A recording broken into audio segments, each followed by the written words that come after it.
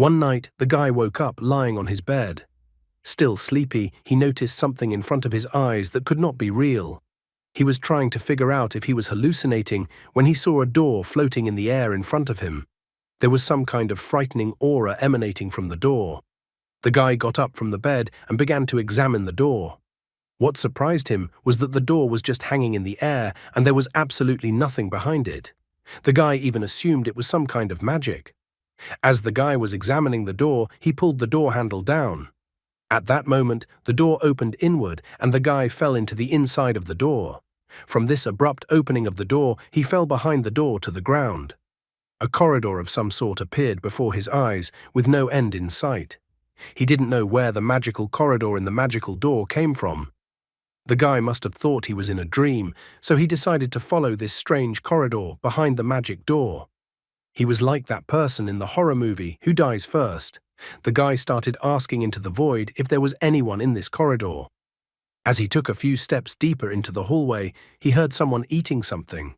Suddenly, a skeleton that seemed to belong to some giant appeared in front of the guy. The skeleton had green eyes. It also had a third eye on its forehead, and there was blood dripping from the giant skeleton's mouth. The guy obviously didn't expect to see such a monster here. After all, he thought he was following the rabbits to a better world. He immediately turned around and ran back to the door. The giant skeleton was not going to let go of the one who disturbed its peace and rushed after the guy to eat him. Running out of the door, he immediately grabbed the doorknob and tried to close it. The guy even apologized for the disturbance and wished the giant skeleton a good life. He was a very polite guy. He was scared because what if the giant skeleton could get through the door? However, suddenly the door in the air just vaporized. After that, the guy heard some voice congratulating him. A certain voice reported that the ability to link worlds together had been awakened in the guy's body. The voice was happy that he had finally managed to find the guy. The guy looked around fearfully as he couldn't realize who was talking to him. The unknown voice asked the guy not to be nervous and explained to him that he himself was trapped in another world and therefore he could only communicate with the guy in this way. The voice informed him that the time of communication between him and the guy was limited, so he asked the guy to do as he said if the guy didn't want to die. The guy still couldn't realize what was even going on. The unknown man asked the guy to open his backpack and take out a relic.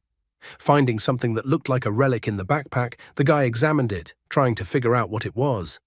An unknown voice informed him that it was a cursed statue of the king of fallen spirits. He said that someone intentionally put the relic next to the guy's body to put a birth curse on him, killing him and taking the guy's soul, but the guy suddenly survived such a thing. At the same instant, the guy got a flashback, and it turned out that he was not the owner of this body. This body belonged to a high school student, Shen Ye. It turned out that Shen Ye's soul had been burned with the help of the cursed statue of the king of fallen spirits. The guy himself died in a classic scheme from overworking. After that, his soul teleported to another dimension and he took possession of this body. An unknown voice notes that since the generic curse could not kill the guy, it will give power that no one had before. All of this took the power the soul had accumulated over millions of years. He asks the guy to knock on the gate one more time, however the guy has absolutely no idea what else the gate is. At the same moment, the relic in the guy's hands crumbles. An unknown voice informs him that this gate belongs to the guy, and the guy now has the ability to link worlds together. Suddenly, a door materialized again in front of the guy. Immediately, the door was labeled "Polite Person." The guy was told that since he had behaved very politely the last time he entered the gate, he was rated as a polite person. He also saw a sign saying that he had the rank of polite person, grey, broken. Every time he behaves politely, the impression of him improves. The guy is even surprised to read that caption, since it's a passive skill and it's like it's being graded. The unknown voice notes that his power is running out, and so he decides to issue a final recommendation. He advises the guy not to use the relic against his people, because once they realize the guy is still alive, they'll come to kill the guy. He even notes that it's possible the guy will be killed in the next second. The guy asks to wait and wonders who the voice belongs to, as well as why the mysterious voice told him all this. The mysterious voice informs him that it was all done because he needs the guy's help. The world that the guy has fallen into is called the Nightmare World. This world has trapped the one to whom the mysterious voice belongs. It asks that the person become stronger and release it, then it will reward the person.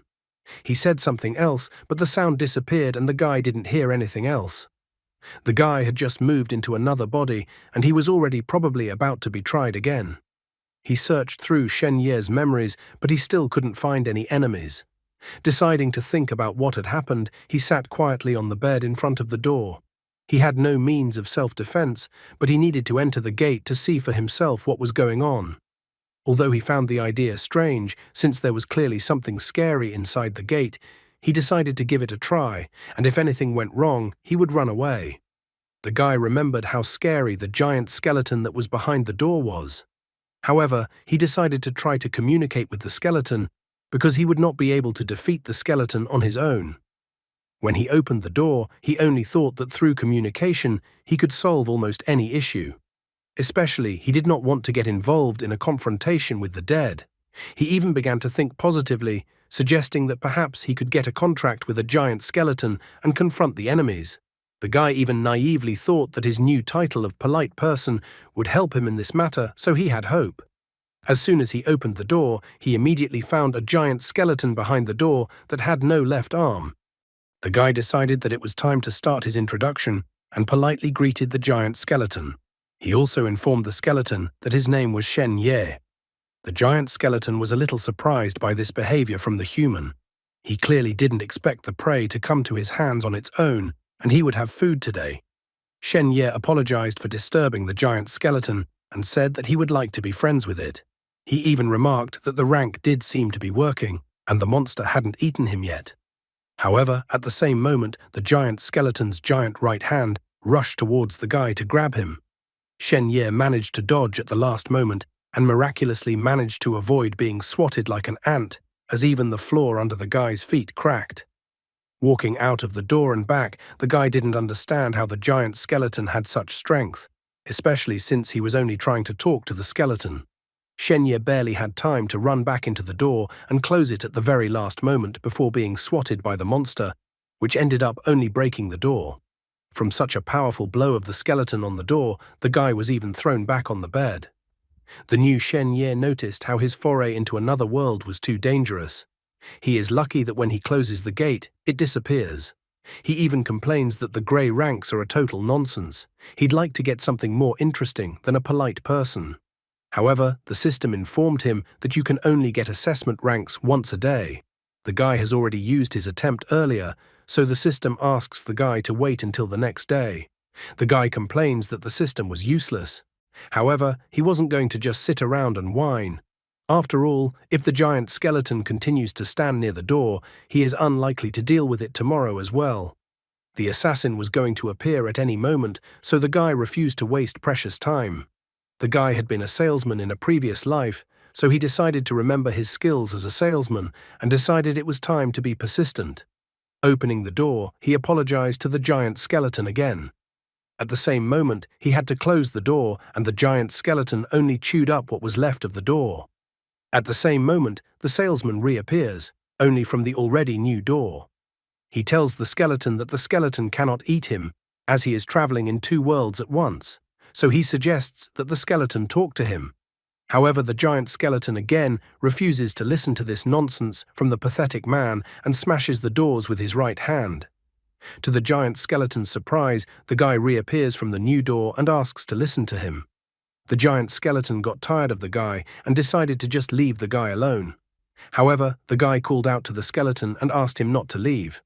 "Dormammu, I've come to bargain." The new Shen Ye tells the skeleton that he only now noticed that the skeleton was injured. He made the assumption that when the skeleton eats people, new bones grow at the site of the fracture. Also quickly examining the skeleton, the guy notices that not only is the skeleton's left arm injured, but also its skull, ribs, spine, and so on.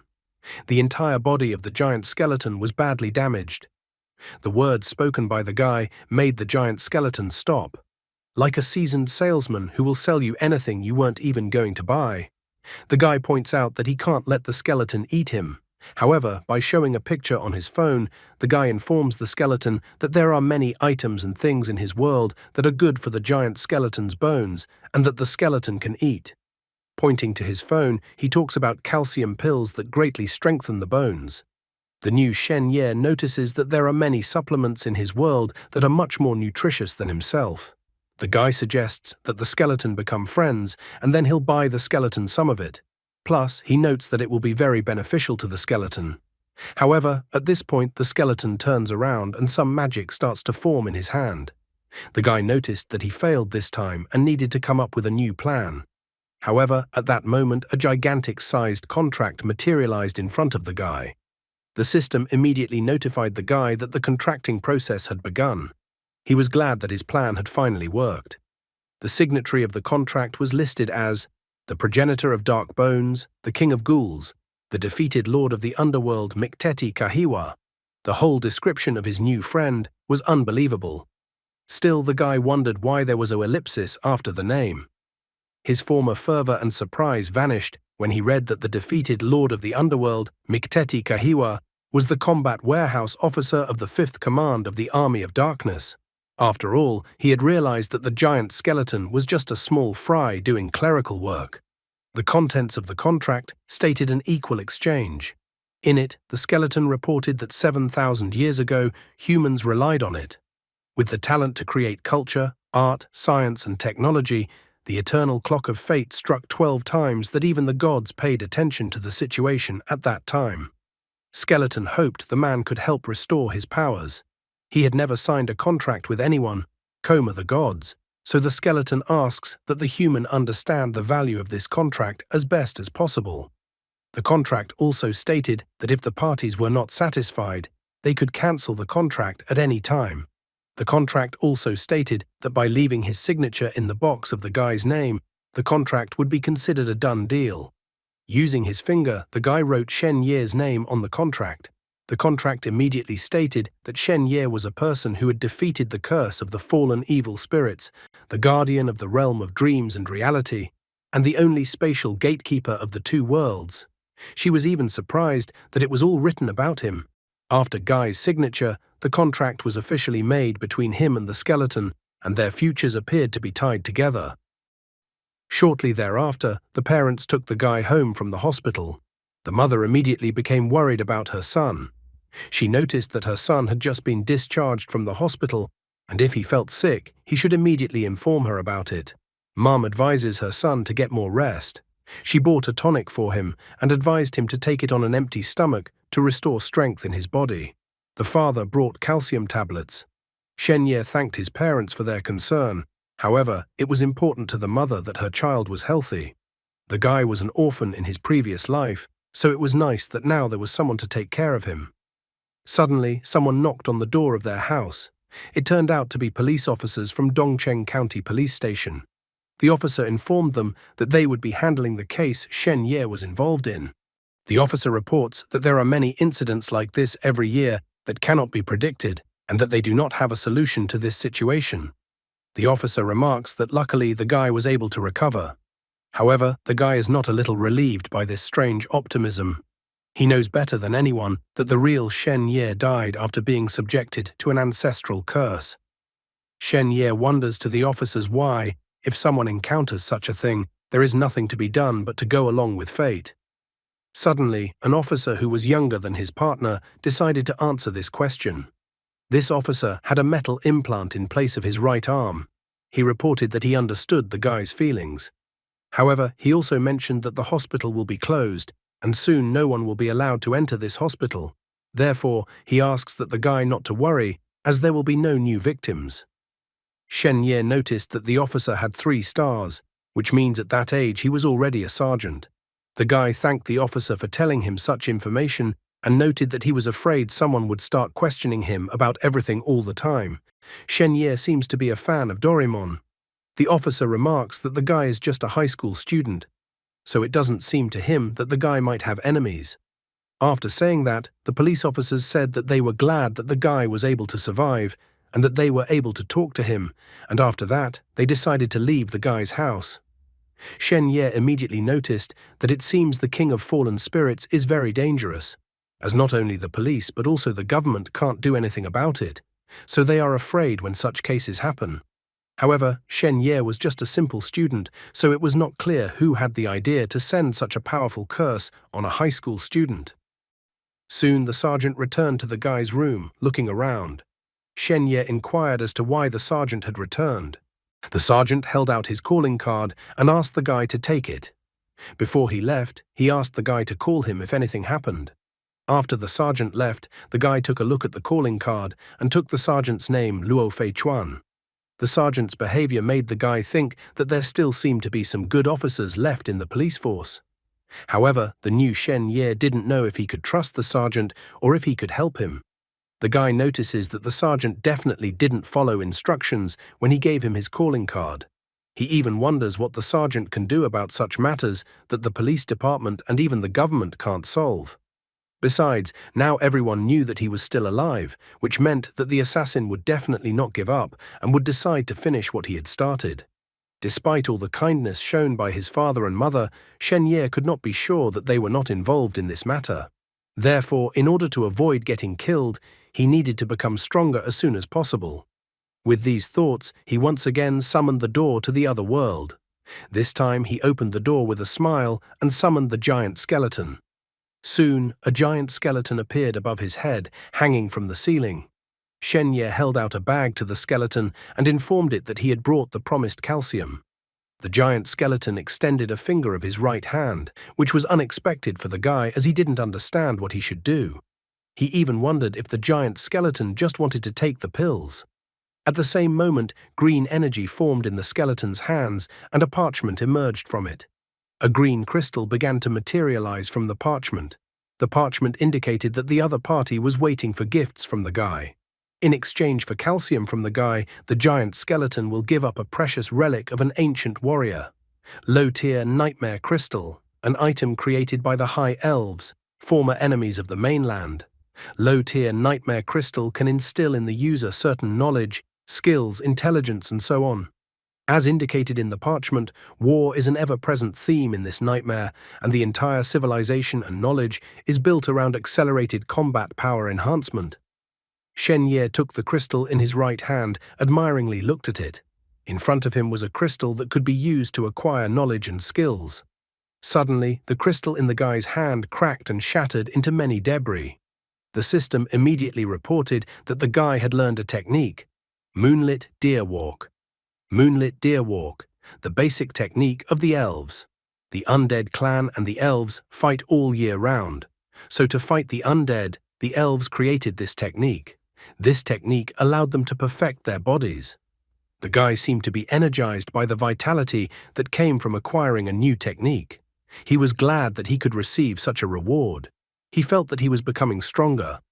After that, it was the guy's turn to give away the calcium he had brought. The entire contents of the bag rushed towards the giant skeleton. After that, the skeleton hid in the dark and began to examine the contents of the gifts brought by the man. Shen Ye didn't understand why the giant skeleton did something like this. After all, they had signed a contract. He didn't wait for the giant skeleton to eat all the calcium and hurriedly studied the technique he received first. In addition, he heard that it looked like his parents had returned home. The system reported that the first Moonlit Deer Walk technique required 3 agility points. After that, the system started doing a physical fitness assessment on the guy. It seems luck was not on the guy's side, as the system reported that his agility was 2 points and he lacked 1 agility point. Shen Ye doesn't understand how he can get another agility point. At the same moment, he heard what he had feared all along. A stranger arrived at his room and noticed that the guy was still alive. As soon as Shen Ye turned around, hearing the stranger's voice, he noticed the stranger outside the window hanging from the ceiling. Since the curse didn't kill the guy, the stranger decided to finish the job himself. Without giving the guy time to think, the assassin with a blade in his hand rushed towards the guy. Shen Ye, with renewed vigor, managed to dodge the assassin's blade at the last second, much to the attacker's surprise. Although the assassin noted that the guy was moving perfectly, he wasn't going to let his victim go so easily. Shen Ye decided to use his skills and greeted the assassin, then asked why the assassin was looking for him. However, just like with the giant skeleton, the polite person's skill showed itself to be just disgusting and didn't work. In fact, the assassin nearly finished the guy off, practically driving a blade into the guy's head. The system reminds Shen Ye that the crystal gives him knowledge, skills and equipment that have their own levels from low to high. Grey is broken, white is normal, green is excellent, blue is exceptional, and purple is 1 in a million. The higher the level, the stronger the effect. The guy, on the other hand, had the weakest of the skills, the grey broken. Only now did Shen Ye realize that he had an inferior skill, and so it was no wonder that this skill was performing so poorly. The assassin was sick of the guy dodging the blade all the time, so he decided to use a gun since the guy wouldn't be able to dodge a bullet. At this moment, Shen Ye realized that this was no longer a joke and that his life was about to be cut short again. The system came to the rescue of the panting guy. It decided to remind him that Shen Ye can absorb skills and increase his level. Shen Ye doesn't understand why the system was silent all this time and didn't tell him about it. He immediately absorbed his polite person skill. The system reported a successful absorption of the skill, which gave the guy 1 point of agility. Agility increased from 2 to 3, and now Shen Ye could learn a new skill. After dodging the attacker's leg kick, Shen Ye used his new skill, Moonlit Deer Walk. After that, he summoned a gate and hid behind a door in another world, much to the assassin's surprise. The assassin didn't hesitate to rush after the guy and ran through the door. Looking around the dark corridor, the assassin didn't realize what kind of secret room appeared before him. Shen Ye walked to the door behind the assassin's back and said goodbye to him. The assassin was about to finally finish the guy off, but Shen Ye closed the door behind him. In the next instant, a giant skeleton mouth appeared in front of the assassin, who didn't mind taking a bite out of the insolent man who dared to disturb his peace. And so died the assassin, who was not prepared for this turn of events. The giant skeleton, thanks to having devoured the assassin, continued to grow its bones on its left arm. Standing next to the closet in his room, Shen Ye tried to catch his breath and think about what had just happened. He was scared because he couldn't expect an assassin to come to his house. He couldn't delay and needed to find someone to protect him. At the same moment, something began to appear in his hand. The system reported that he had pleased his contract partner when he brought him the person. Following the principle of equivalent exchange, the other party took away the exchange items, and the giant skeleton was grateful to Shen Ye. 2 items sent by the giant skeleton materialized in front of the guy at once. The first item was the pale shadow crown. The second item was the silver war medal. Shen Ye was surprised that 2 items appeared this time. Also, both items were of green quality. Pale shadow crown, green outfit, excellent. Armed with a high-level shadow technique from the dark abyss. While the user wears the crown, he can pretend to be an elf. This equipment was created by the Spirit Tribe's craftsman. Silver War Medal is a symbol of honor for the military exploits of elves in the nightmare world. It could only be given to soldiers who had achieved great success. Using this medal, one could travel to the land of elves.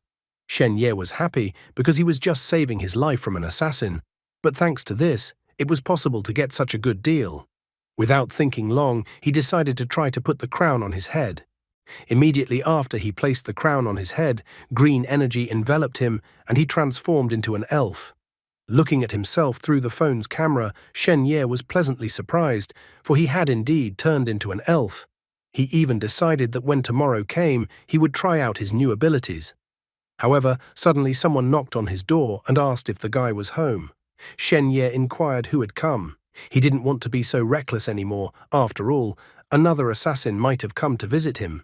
That person would be surprised when Shen Ye would open the door in the form of an elf. However, it was obvious that Shen Ye would not do such a thing and would return to his human form. How many more assassins will be sent for Shen Ye's head, and why exactly is he the target of the curse? A familiar voice came from behind the door, asking if Shen Ye was all right. The guy behind the door gave his name. His name was Chen Haoyu.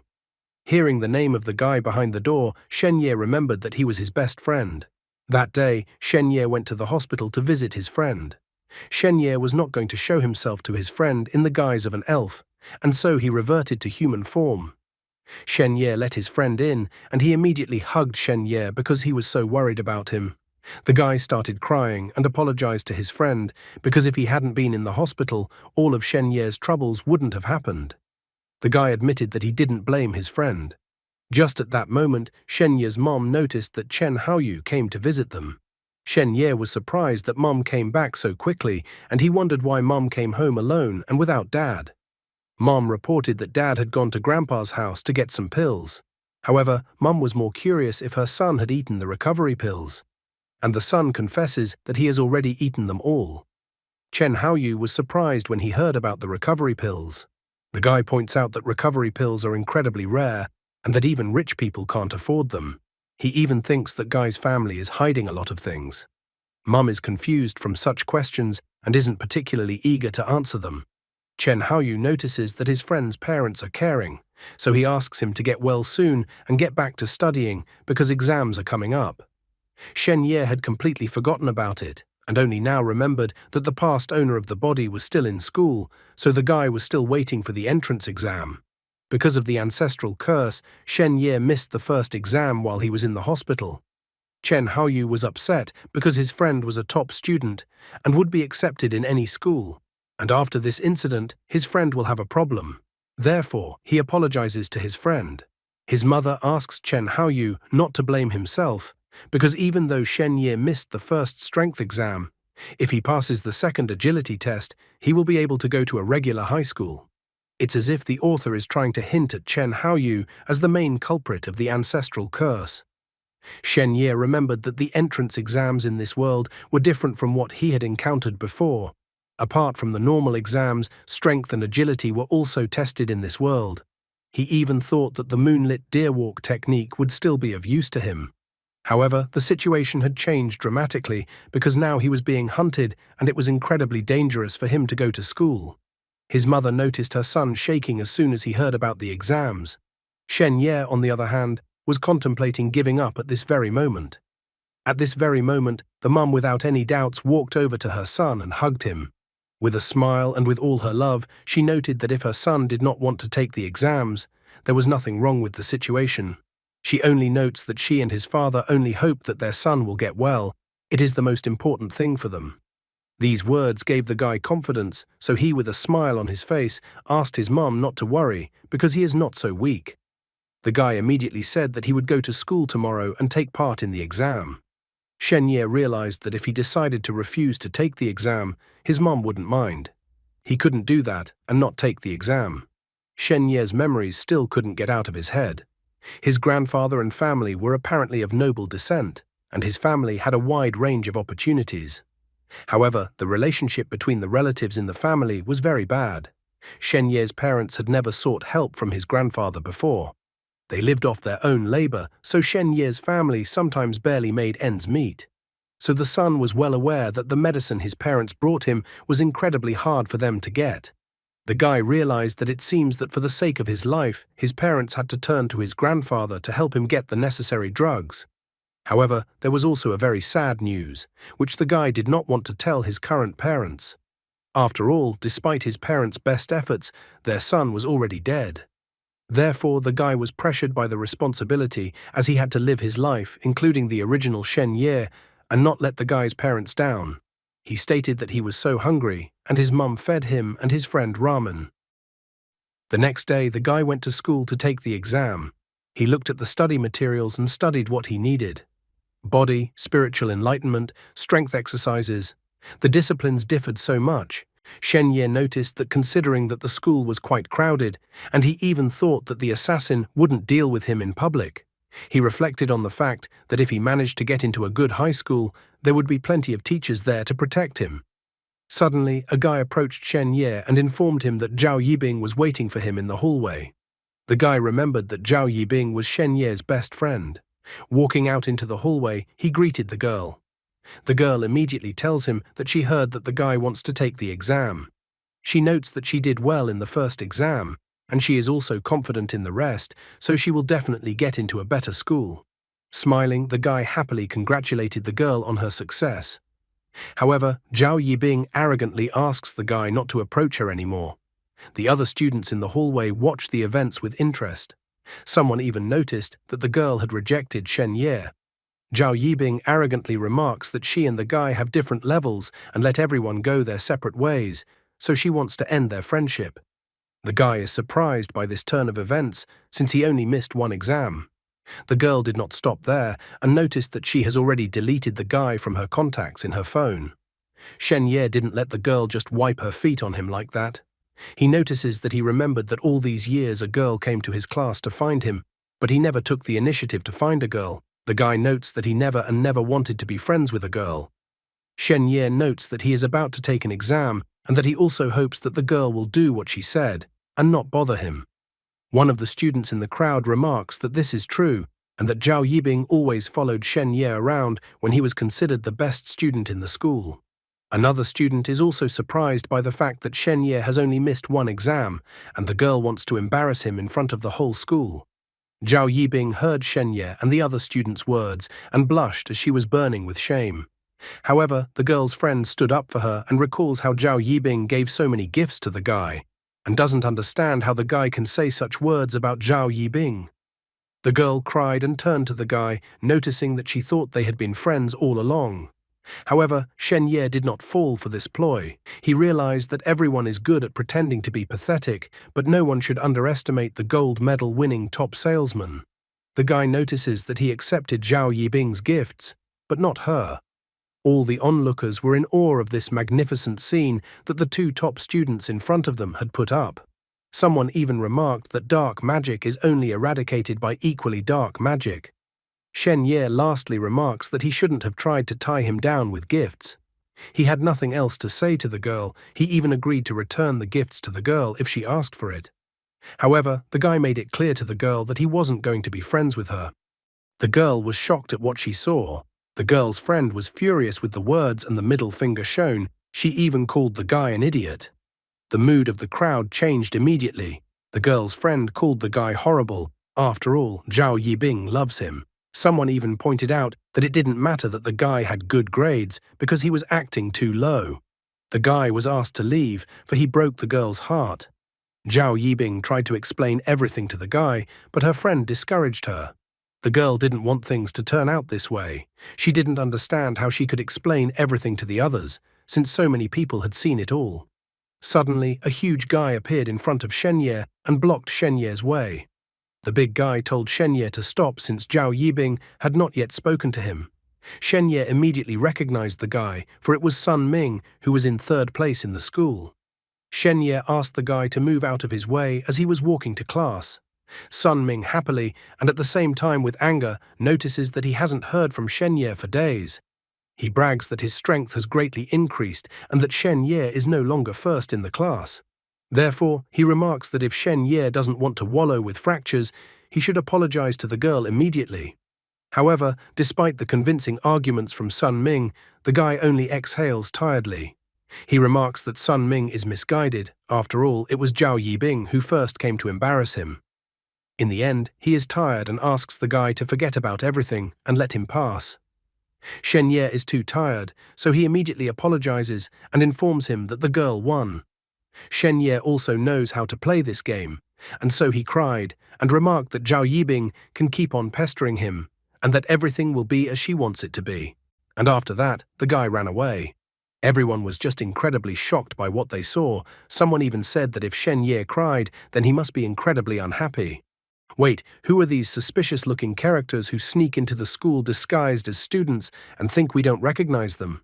Denji and Power, what are you doing here? Do you both think that if you change your eye color, clothes, hair color, and Power hides his horns, we won't recognize you?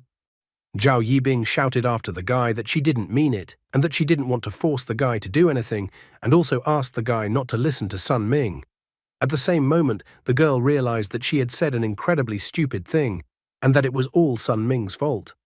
However, Sun Ming was not enough with the acting that Shen Ye showed, so he rushed after Shen Ye with his fists. Sun Ming swung his giant fist in an attempt to hit Shen Ye in the back. However, Shen Ye at this moment cleverly dodged and used the momentum of Sun Ming's punch and jumped up. Shen Ye in midair pushed off Sun Ming's back with his foot and landed behind Sun Ming. The disciples were simply shocked. They even doubted that they had even discerned everything correctly. Someone was shocked at how incredible Shen Ye's speed was. They noticed that Sun Ming didn't even realize what had happened. The guy's body was enveloped by the greenish energy of Moonlit Deerwalk's ability. He notices that he had already apologized, so he can't understand what else was wanted from him. However, all quarrels were interrupted by the appearance of the teacher. She was angry that the students had made a mess. The woman said that an exam was about to take place, and so she demanded that everyone go to the sports ground in the schoolyard. In order to avoid being punished by the teacher, all the students started to go to the sports ground as fast as possible. Some of the students felt sorry that they didn't see the punch that Shen Ye showed. Sun Ming also wasn't going to let it go like that and noticed that he wasn't done with Shen Ye yet. At the sports ground, a joyful friend of his ran up to the guy. He commented that testing is very slow and that it will not be their turn for a while yet. He even suggests that his friend go to the comic book store that was near the school. When Shen Ye heard his friend's words, he remembered that he had forgotten to take the note because he was so tired that everything had slipped his mind. He grabbed his stomach and asked his friend to take a seat in line for now because he had a stomachache and wanted to run to the bathroom. After looking around in the hallway, the guy ran into the bathroom. Following him into the bathroom was the mysterious killer. However, opening the bathroom stall, the assassin saw no one, which surprised him a lot, because he saw the guy enter the bathroom. Shen Ye used his ability and then opened the door to another world and hid there. He then used Pale Shadow Crown and took on the guise of an elf. Walking down the corridor, the guy couldn't detect the giant skeleton. Suddenly, he stepped on a weapon that was left from an assassin. He was greatly surprised, but now he had another thing for self-defense, even though he hadn't been able to touch the weapon before. The guy didn't know where the giant skeleton had gone. However, he didn't have much time, so he was going to teleport away. Suddenly, he heard a mysterious voice address him. The mysterious voice noted that there was nothing more it could do for the guy, but it decided to give the guy a keepsake gift for last. A moment later, the guy disappeared from the corridor by teleporting. Shen Ye soon found himself at the edge of the forest. He felt dizzy after teleporting. He was still wondering if he was really in the world of elves. Shen Ye was looking at the blade that was given to him by the mysterious voice. He wondered why the mysterious voice had given him this blade. Suddenly, there was a noise behind the guy and he was noticed. Elves came out of the bushes and were surprised to come across an elf. However, they quickly recognized the guy, calling him by the name Fern. They were surprised and at the same time pleased that they had finally found him. One of the so-called elves remarked that if Fern hadn't come, they would have had to declare the mission a failure and inform the others. The guy apologized to the others, noticing that he was in trouble. Shen Ye immediately noticed that the three people he was talking to, all three of them, had a pale shadow crown on their heads, so the elves in front of him were not real elves. One of the fake elves notes that they had managed to gain the trust of the elven tribe, so they were now considered heroic soldiers who merely retreated after being injured on the battlefield. He suggested that the rest of the party kill the elven chief and take possession of his treasure. The guy said that he was fully recovered and ready to go on this dangerous mission. As soon as he touched the crown, the others were incredibly frightened and told him not to touch the crown. One of the fake elves called the guy an idiot and told him never to touch the pale shadow crown because if the guy reveals his true identity, they're finished. Shen Ye apologizes to the others and remarks that he just wanted to correct the crown. The guy realized that everyone had a crown and medal, which means they were hiding a lot of things. The new Fern reassures the others, promising that he won't cause any problems. He suddenly realized that it seems that the giant skeleton had previously pretended to be Fern himself, but now that duty had fallen to him. One of the fake elves commanded the others to go to the elf settlement.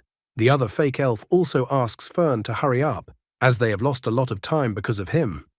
Shen Ye was surprised at how fast his accomplices were moving. He could barely keep up with their speed, and it made him realize that the beings beside him were now quite powerful.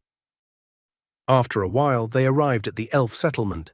The fake elf with the short haircut pointed out that in order to enter the village, they had to get permission from the village chief. At this stage, there was no risk for them, as they just needed to show the silver war medal and they would be allowed in. Shen Ye was the last to arrive and was glad that he didn't need to run anymore. He wondered what the risks might be. One of the fake elves pointed out that the three of them would cover him and he would kill the village chief. The guy's face was covered with sweat. He wondered if he should kill the village chief. Suddenly, he felt the atmosphere among the fake elves changed a lot, and one of the fake elves asked if Fern was giving up the plan. The guy turned on all his acting skills and showed surprise at what he heard. He licked his blade and declared that his blade missed blood.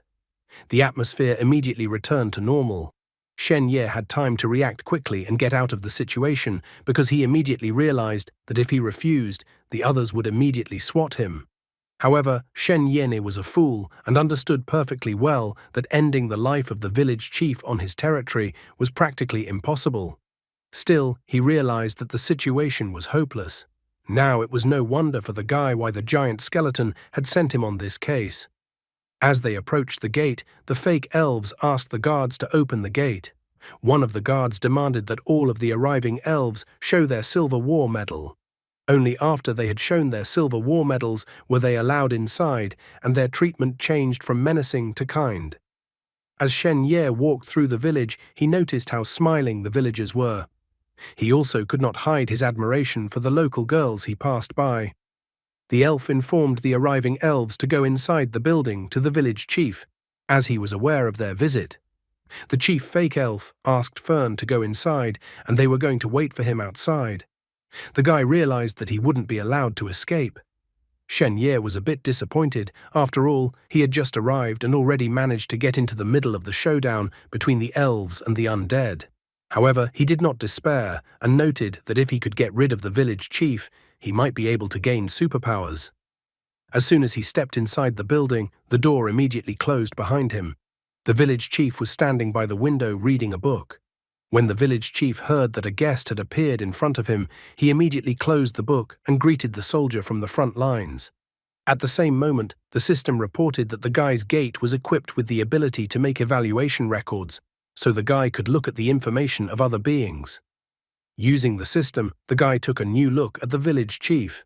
There were many titles around village chief: Spirit of 10,000 Forests, Heir to the Throne of the Ancient Tree, Lord of Nature, Great Magician, Protector of the Nightmare World, Fifth World Chief. Shen Ye was surprised to see so many entries. After that, he only glanced at the inscription above his head: Polite Person. Shen Ye immediately realized how naive he was and that there was definitely nothing he could do against the village chief. He realized that the three people who remained outside were much stronger than him, but even they didn't have the courage to face such an incredible creature. A polite person against the spirit of 10,000 forests, the heir to the ancient tree throne, the Lord of Nature, the Great Magician, the Protector of the Nightmare World, and the Fifth World Chief was just an incredible trick the giant skeleton had thrown at him that he had promised to memorize. How Shen Ye will manage to get out of this situation, and whether he will make it to his exam in time, or whether time flows differently in this world than in the one he lives in now. Suddenly, the village chief praised him for his service and asked the guy to have a good rest. Shen Ye was surprised at this sudden turn of events. In the same instant, he noticed that he was being teleported. He was teleported directly to the table where the other elves were having a banquet. His co-workers were already seated at the table. One of the fake elves noted that it was too early and they needed some rest. Another fake elf inquired if the guy had seen the target. They even expressed a desire to assist the guy in destroying the target. However, the guy was well aware that at the first opportunity, the others would flee, leaving him to die. He realized that to continue like this was tantamount to expecting death. Just at that moment, a girl approached him and asked if he wanted to dance with her. She mentioned that she was honored to be able to dance with the hero of the front line. Shen Ye did not refuse the girl's request to dance, but admitted that he was not a very good dancer. After that, he danced with the girl for a while. Looking at the girl who danced with him, thoughts of imminent death did not leave his head.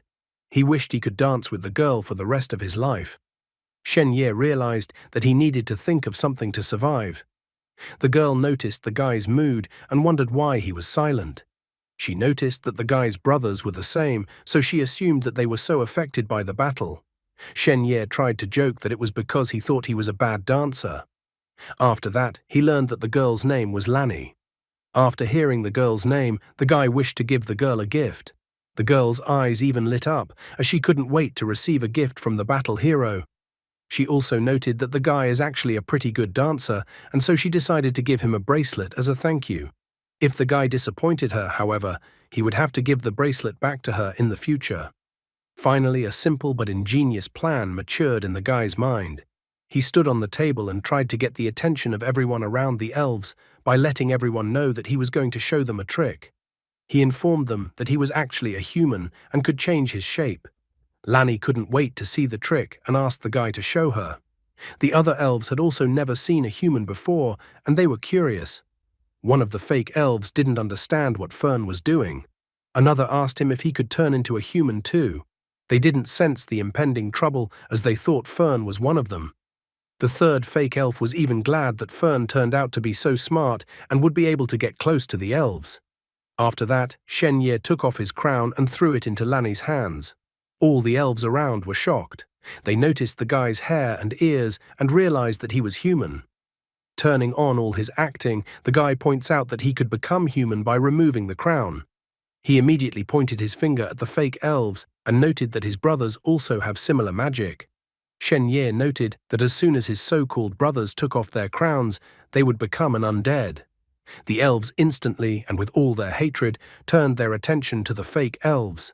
They told the fake elves to take off their crowns immediately. The fake elves were confused from such a dire situation.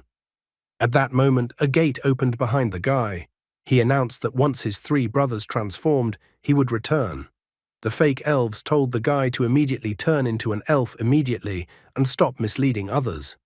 Shen Ye said goodbye to Lanny and disappeared behind the gate, heading back to the dark corridor. No one could figure out what kind of mysterious magic the man was using. However, they had more important things to do, because they were infiltrated by three fake elves who were undead. Just at that moment, the village chief appeared and restrained the movements of the fake elves. He noted that he wanted to still have fun and play with the stupid fake elves, but the situation changed. The village chief began to mock the undead. He mocked them for being able to infiltrate his village, but failing to recognize that a man capable of working on two fronts would be right next to them. One of the fake elves remarked that there had been a misunderstanding and that they had a silver war medal, but at that very moment the crown fell from his head and he turned undead. The village chief noticed that the crown had hidden transformation magic. He was amazed, for it was an amazing technique.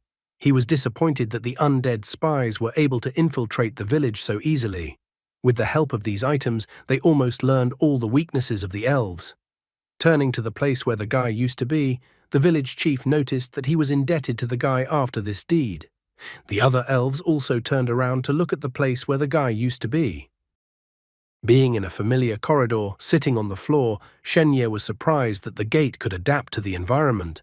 The situation was risky, but he needed to memorize such an interesting feature of the gate. Seeing the giant skeleton, the guy walked up to it and started complaining about the difficult situation he was in because of it. The giant skeleton was surprised that the guy was still alive. Shen Ye immediately pointed out that the giant skeleton could talk after all.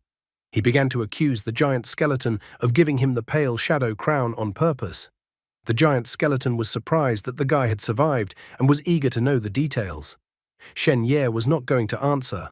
Then the giant skeleton told the guy to tell him, and he would give him a reward. Shen Ye was still resentful that he almost died because of the giant skeleton. At this moment, the system reported that an offer had come to him, that the other party to the contract was sincere and based on the principle of equivalent exchange, prepared a powerful undead spell for the guy. Shen Ye became furious at this, for he was not going to just sell out, and declared that the giant skeleton would still regret his action. There was no choice, so the giant skeleton admitted that he gave the guy the pale shadow crown because the guy was human. Elves and humans are allies. He realized that if the guy went to that place, he would still have a chance to survive. If the giant skeleton went by himself, his only end would be death. At the same moment, the guy saw that as an apology, the other party went beyond the principle of equivalent exchange and decided to give him the Legacy Nightmare Crystal. Legacy Nightmare Crystal contained the three most advanced undead talents. A guy could choose one of the talents and integrate it into his soul to gain new abilities. The giant skeleton revealed that the so-called talent referred to personal characteristic abilities that could be manifested without expending any power. Legacy Nightmare Crystal is the foundation of the undead clan and is considered a very valuable treasure. The giant skeleton admitted that the reason he was still alive after being injured was because they wanted to get their hands on the crystal and the inheritance of talents in it. So they didn't kill him, but he still decided to give the crystal to the guy. He even scoffed that no one would guess that the legacy nightmare crystal was now in the man's possession. After pondering for a bit, Shen Ye decided that the crystal was indeed a useful thing. In the end, he decided to forgive the giant skeleton just this once, but declared that there would be no next time. Suddenly, everything around the guy shook, and it was as if he appeared in front of a giant undead king who was sitting on his throne with a giant sword in his hand. The undead king told the guy to choose which talent he wanted to assign to himself, but reminded him that he could only choose one of three.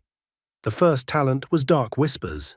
With this talent, if you use a corpse as a base, the dead will answer the call, come out of hell and tell you everything they know so their souls can rest in peace. Death gives the deepest knowledge.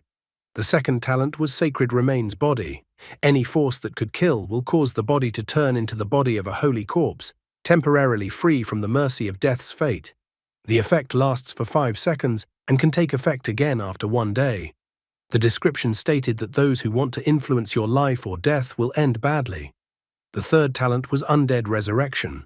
It was necessary to create a fireball and place it on the body of an undead that died in battle. The soul fire would fuse with the corpse and resurrect it.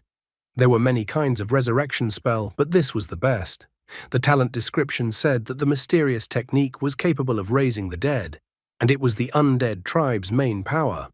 After learning about all the talents, Shen Ye felt that he wouldn't need undead resurrection.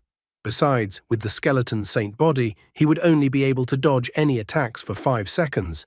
So he wondered what would happen when the 5 seconds were up. He noted that Dark Whispers might look like the most unnecessary of the three, but he didn't think so. He realized that only by mastering the information would he be able to kill his opponent. So without thinking long, the guy decided to choose Dark Whispers. After studying the talent, the guy was thrilled that now he would be able to talk to the dead. The giant skeleton was surprised that the guy chose this particular talent. Shen Ye immediately inquired what was wrong with the chosen talent. The giant skeleton only remarked that the guy's fighting ability would not be enhanced by this talent. Relying on his memory, he noted that he didn't remember anyone choosing the first talent. Most people chose the third talent. After the guy chose his talent, the giant skeleton asked again what had happened in the situation with the elves, because it was very important to him. After listening to the story told by the guy, the giant skeleton was shocked. He explained that the original target of the murder was supposed to be the sacrificed elven woman. He also pointed out that the village chief the guy told about was actually the strongest elf high priest. Shen Ye was now not surprised that the village chief had such a large number of titles. The giant skeleton was glad that the 3 undead knights had been caught by the elves, because now they wouldn't be able to follow him and devour him. The giant skeleton realized that he had his only chance to survive. After that, the giant skeleton rushed to leave. The guy, of course, tried to ask him where he was going, but he didn't hear an answer and didn't stop him. He decided to take care of himself and opened the gate to his world. The guy did not ask the giant skeleton, as he realized that everyone could have their own secrets. Once the guy went back to the restroom through the door, the system reported that as a result of this door opening, the guy was awarded the title of One of Us. The One of Us title was of green quality. According to the One of Us rank, when a guy tells someone that he is one of them, they will indeed be mistaken for their man. After 10 seconds, the enemy will forget what happened. This skill could only be used once a day. The total characteristics of the target could not exceed the characteristics of the guy twice, otherwise the resistance to the effect could begin. The guy was ecstatic, as the rank was now of green quality. In addition to this, the guy also received a bracelet of natural blessing. The guy was surprised that the bracelet that Lanny had given him turned out to be so good. According to the system, the bracelet of natural blessing was of green quality. Wearing the bracelet increased the guy's intelligence scores. Shen Ye was delighted because despite how hard his day had been today, he had received a new technique and a bracelet. Back at the sports field in the school courtyard, the guy watched his friend take the physical skills test. Shen Ye wished his friend good luck. Chen Haoyu was overjoyed and thanked his friend. He even began to boast that he could do anything, and that this exam was nothing. However, because he was distracted, he was hit directly in the head with paint. The teacher immediately pointed out that Chen Haoyu deserved it, since he had been showing off a lot. Nevertheless, he gave Chen Haoyu a score of 71 and told him to be happy that it wasn't a real exam. Shen Ye was called next to take the test. As soon as the test started, Shen Ye dodged the paint with ease. The others were even shocked that the paint didn't keep up with the guy. One of the students noticed that the guy's posture was too relaxed, as if he was skating rather than taking the test. Someone even noted that Shen Ye seemed to have become more agile after being discharged from the hospital. Shen Ye didn't think about anything else. This test wasn't that difficult for him. All he needed to do was to show a few elven techniques, and then he would pass the test. Standing in the shade of a tree, the principal along with some man were watching the test that Shen Ye was taking. The man noticed that Shen Ye looked quite interesting. The principal noted that the guy was first in his class but missed the first exam due to illness, so the principal wanted the man to take a closer look at Shen Ye and give him a chance. The man noticed that Shen Ye had a good physique and that he was quite talented. He noticed that if Shen Ye got the highest score on the mental power test, he would give him a chance. In addition to strength and agility, the entrance exam also required a test for a special quality, mental power. The principal was surprised to hear about the mental power score. He notes that the head of Qian is already overdoing it. The principal was so worried because he remembered that Shen Ye's mental power was quite mediocre. Meanwhile, Shen Ye decided to wait for the final results first before looking at the scores. He thought that the average score was not enough and that he should get the highest score in all the indicators. The teacher even let out a tear as the guy scored the highest in the agility test. The teacher felt sorry that the guy missed the first exam, as it ruined the guy's future. Shen Ye, on the other hand, noticed that he still hadn't given up on taking the exams despite missing the first exam. After that, the teacher decided to take a break for lunch, and he was going to continue the further test in the afternoon. Chen Haoyu immediately ran up to his friend and offered him something to eat. However, Shen Ye advised him to first wash the paint off his face, and he himself was going to go to the library in the meantime. Soon Shen Ye went to class and sat down at the school desk. He was happy to note that math and chemistry were exactly the same as in his original world. But the language and scientific knowledge, as well as historical events and even literary works in this world, were completely different from his original world. The guy complained that his head was hurting because he had the feeling that different memories were fighting in his head. Suddenly, his school desk flew up along with his books to the ceiling from a strong kick from a person. That person turned out to be Sun Ming, who had once again come to pester the guy.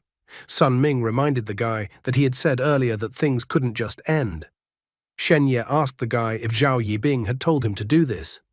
However, Sun Ming was extremely dissatisfied with what he heard, so he told Shen Ye not to even dare to say the girl's name. Sun Ming began to boast that while the guy was away, his strength had already increased to 2 points. He couldn't wait to compare who was better, him thanks to his 2 points of strength, or Shen Ye with his 2 points of agility. Despite his words and arrogant tone, Sun Ming didn't come alone. Shen Ye was bored, so he decided to use the ability of his One of Us title. After falling under the influence of the ability, even Sun Ming noted that he was just asked to help by Zhao Yibing. Another guy also noted that they didn't want to oppose Shen Ye. The third guy noted that he was only here because he liked the girl, and also Shen Ye was acting arrogant all the time. That's why he wanted to beat him up. The fourth guy asked to forget about everything because they are allies and shouldn't fight. However, Shen Ye pointed out that fortunately he had applied his skill on the students, so nothing terrible would happen. Besides, the effect of the skill only lasted for 10 seconds, so all those students would once again stare bloodily at the guy after 10 seconds. The skill could only be used once a day, so Shen Ye decided to use skill absorption. The system immediately reported that Shen Ye had gained 3 skill points. The guy decided to put the 3 points into the strength characteristic. The system showed him a hint that in addition to the 3 characteristic points he had received, he could also freely reallocate the 1 characteristic point that had been previously added to agility, thereby increasing the strength score, for example. Shen Ye was surprised that he could use the already distributed points so freely. He was up to something devious, for he could now transform from a nimble assassin to a powerful warrior by investing 4 points in strength. As a result, his strength was increased from 1.2 to 5.2. While Shen Ye was pondering and studying the system, one of the guys grabbed him from behind and restrained his movements, hypocritically declaring for Shen Ye to fight Sun Ming. Since when did a simple beating become a battle? Sun Ming was already running towards Shen Ye at full speed, waving his fist. He was already asking the guy how many ribs he was willing to sacrifice. Without making any attempt to break free from Guy grip, Shen Ye received an incredibly powerful punch from Sun Ming. Sun Ming was surprised for a second at what happened next. Then he screamed in pain as he broke all of his fingers as if he had hit a rock. Why are they all so eager to get hurt? Can't they realize that he is the protagonist and that everything goes to him? Zhao Yibing, who knows how to play on people's emotions just by letting a tear fall, started this whole mess.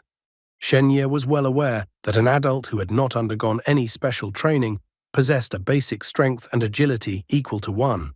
Therefore, he easily tossed aside the guy who was restraining him. Shen Ye easily sent the guy to rest. Good thing at least, not to the other world. He understood that as a basic characteristic, strength was not just brute force. The guys standing nearby were shocked that Shen Ye was unharmed even after Sun Ming's punch, and also easily broke free from the hands of the guy restraining him. The guys were frightened, as Shen Ye seemed to be stronger than Sun Ming. However, Shen Ye thought about the nature of strength at this moment. He believed that strength rather referred to the strength of a person's limbs, the strength of the 5 internal organs and 6 senses, the strength of the 8 vein channels, the strength of the movement of flesh, blood, and the level of cell displacement, the criterion of vitality. All these aspects together he could call the parameter of the characteristic strength. He began to complain that he had only missed 1 exam, and the others had somehow decided that they could beat him. The entrance exams were about to start soon, and the guys had gotten together to fight for the wind, so obviously they didn't care about other people's lives. Sun Ming, lying on the floor, continued to hurl verbal curses towards Shen Ye. Shen Ye easily lifted Sun Ming above the floor with 1 hand. He asked politely so that Sun Ming wouldn't bother anyone else. Sun Ming immediately started apologizing, asking for forgiveness. Shen Ye was bored with these guys because all they were capable of was humiliating others, beating them up, depriving them of a bright future. Therefore, Shen Ye couldn't wait to practice his punches on a seemingly tough guy like Sun Ming. Even the students outside heard the cries for help. Soon, the teacher who had taken the mock exam earlier ran into the room. Shen Ye began to complain to the teacher that the other students were hurting him. However, after seeing the beaten students, the teacher couldn't believe it because Shen Ye had clearly beaten them and now claimed that he was bullied. At this moment, Zhao Yibing, who was standing behind the other students, realized that she had miscalculated, thinking that the others would beat up the guy. Her face was covered in cold sweat as she realized that so many strong guys couldn't deal with Shen Ye. She couldn't believe that the guy had become so strong. However, she had another ingenious plan matured. Her friend inquired if she regretted that she was the reason why everything happened like this.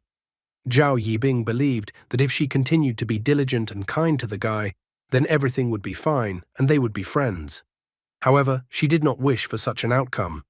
She now realized that Shen Ye had beaten up other students, injuring 7 to 8 people, so she believed that the guy would definitely not be allowed to take the exams. The upstart thought that her goal had been achieved, so she didn't have to waste any more time with Shen Ye, but she had a bright future ahead of her, unlike the guy. She turned on all her acting skills, saying that she hated herself for not realizing what a scumbag the guy was before. At this moment, Sun Ming stared at her intently. The girl was afraid that Sun Ming would drag her into this showdown by telling her that she had started it all. She wished Sun Ming dead and wanted him to shut up. However, Sun Ming suddenly said her name that everyone around him clearly heard it. Silence ensued, and everyone turned their heads towards Zhao Yibing, who was startled. She turned on her acting skills again, crying and trying to run away, letting everyone know that she would call the police right away. Shen Ye was a little upset that Zhao Yibing had used such a sneaky trick to get others to turn on him. The teacher also got worried when he heard about the police. He told everyone to go back to their classes and asked Shen Ye to follow him. The principal, meanwhile, continued to show off the school. He said that their school had some wonderful students, so he asked Chien to take a closer look at them. Chien noted that the problem wasn't that he didn't want to help his friend, but that he needed to meet the minimum requirements. He began to complain that he still had tons of things to do, so he wasn't going to stay long. Suddenly, one of the teachers ran up to them and reported that Shen Ye and Sun Ming had gotten into a fight, causing even the police to arrive. The principal didn't understand why he would want to know about this right now. However, the teacher took out her phone and asked the principal to look at the video of the fight. The principal couldn't understand what could be so surprising because the students were just fighting, but in the next second, he and Chien couldn't keep their eyes off the phone while watching the students fight. Meanwhile, the police were also watching the video on the phone. One of the police officers was surprised that Shen Ye was recording the video on his phone. Shen Ye admitted to the officer that he was afraid he would be killed, so he recorded the video. The officer didn't really believe it, considering the guy almost nailed the attackers himself. Shen Ye was ecstatic that he had prepared everything in advance, or else the situation would have been dire. The officer felt that despite having the video, the guy would still have to make his way to the police station with the officers. The teacher tried to intercede for the student, pointing out that Shen Ye had already missed the first exam, and if the officers took him to the police station right now, they would deprive Shen Ye of another exam. The officer tried to convince the teacher not to worry because they would bring the student back after they checked everything. The teacher still thought that the officers would ruin the kid's future. Shen Ye meanwhile hoped that his body could adjust to the fact that he was constantly changing characteristic points. At this moment, the principal walked into the office, praising Shen Ye for videotaping the whole incident. Because if Shen Ye didn't, he would definitely be expelled from the school. The teacher immediately got excited when he saw the principal. Chien encouragingly pointed out that Shen Ye's physical fitness was superior to the other students and that they were not his equal. The teacher was glad that Chien had a high opinion of Shen Ye, as the teacher was greatly worried about Shen Ye's future. Chen was the most experienced, so even after seeing a small snippet of the battle, he immediately noticed that the guy was holding back. Shen Ye admitted that he was holding back because he was afraid of killing the students. Chen was admired that the guy had high moral character. Chen thought that the guy had just earned the highest grade for his body skills on the trial test, which should be enough for the guy to get a recommendation from him. He wanted to discuss some things with the guy. Getting the business card in his hands, he decided to take a closer look at it. On the business card it said, Martial Arts Company, Director, Chen Rushan. Shen Ye was greatly surprised as this was the famous martial arts company. A martial arts company is an organization that has mastered the legacy of various martial arts knowledge and holds the ownership and copyright of martial arts secrets. Simply put, if you get into this company, you will immediately rise from the bottom to the top. Shen Ye even compared getting into this company to the road to heaven. Examining Chen Rushan, who stood in front of him, Shen Ye felt as if he had no weaknesses at all. No matter how he would change his characteristics, he realized that at this moment he was no match for the man in front of him. Chen noted that the evaluation system had analyzed Shen Ye, finding out that his strength was at least 4.5 points. The man was curious as to what the guy's characteristic points actually were. Evaluation system. Artificial intelligence in this world, it allows you to evaluate a person in all aspects. Shen Ye immediately realized that Qian was incredibly strong, so his first thought was that by working under Qian, he would be able to deter the assassins. Based on his considerations, Shen Ye admitted that his strength was equal to 5. The principal and teacher were shocked when they heard this information. Qian, on the other hand, reacted calmly, calling this result not bad. Shen Ye wanted answers, so he asked if a strength of 5 points was a lot or a little. Qian had to explain that at the middle school stage, a strength score of 4.5 points was already a passing score for their company, and 5 points was a different result. Once a person reaches 5 points of strength, he would be able to control some battle-type armor as well as use standard-level ancient weapons. Since the guy got the highest score in the test, it should be enough for Qian to personally recommend him. If the guy still decides to join their company, then he will have to take a second test to assess his true abilities. Shen Ye was surprised to hear about another test. Qian explained that normally another test would not be conducted, but he felt that such a talent could not be passed up so easily. so he wanted to conduct a second test to make sure of the guy's skills. Without hesitation, the guy decided to accept Qian Rushan's proposal. Since he agreed, Qian told him that a person would be coming soon to take care of the organizational processes. Regarding the police investigation, Qian advised the guy to handle the matter calmly. He was willing to retest at any time convenient for the guy. Shen Ye was incredulous at the turn of events, thanking Qian Rushan for everything. Qian was about to leave, but lastly decided to ask how the guy was doing with mental power. He was curious, since the guy's strength and agility stats were already up to his company's standards. Not knowing all the rules of this world, Shen Ye decided that he couldn't be the best at everything. So he decided that 3 points of mental power should be enough for a minimum pass into the company. As soon as he said the number 3, Qian Rushan simply had a stunned expression that opened his mouth. The principal, the police officers, and the teacher were all completely shocked. The principal couldn't believe that Shen Ye had 3 points of mental power. After all, he thought it was mental power that the guy had a problem. Qian Rushan came back again and started to poke at the guy with a frightening aura. He asked if the guy could demonstrate his mental power. Qian noted that with 3 points of mental power, a person could even move objects with his mind. He wondered if the guy could move a chair with mental power alone. Shen Ye realized that it was too late to deny it, especially since he didn't want to be considered a liar. Therefore, he decided to add characteristic points to mental power, and then he was able to move the chair quietly. The police captain announced for the others to leave. The officer was surprised that they would have to return to the police station empty-handed and turn a blind eye to the incident. The young officers still couldn't understand, so the captain tried to explain to them. He reminded them that Shen Ye had strength equal to 5 points, good physique, agility at the same time equal to 4 points, and to top it all off, the guy's mental power was equal to 3 points. The young officers still didn't understand what the captain was implying. The captain had to tell them straight to their foreheads that the guy had a big future ahead of him, which meant that he was out of their league. They just can't do anything with such a talented guy. Therefore, the captain told the other officers that they were leaving. Meanwhile, Shen Ye was already visibly tired, so he admitted that he couldn't hold the chair anymore. Qian Rushan was simply ecstatic after the experiment. Since his appearance in this school, he had yet to show such a gorgeous and radiant smile. He even started singing a song about celestials. The teacher and principal praised Qian for singing well. Shen Ye was embarrassed. He didn't realize whether he needed to, besides he didn't know how. Qian then asked the principal and the teacher to leave the room as he wanted to talk to Shen Ye alone. Once the teacher and principal left the office, Qian asked the guy what was his ideal. Shen Ye decided that this was a good time to act like a sycophant, so he declared that Qian Rushan was his ideal. However, Qian corrected the guy that the question was a little different. He was curious about what the guy desired most. Thinking back to the assassin's constant attempts to massacre him, Shen Ye confessed that he wished he was not a weakling. He wished to be able to defend himself and his family. After hearing the guy's wish, Qian decided that the guy was the closest to his dream right now.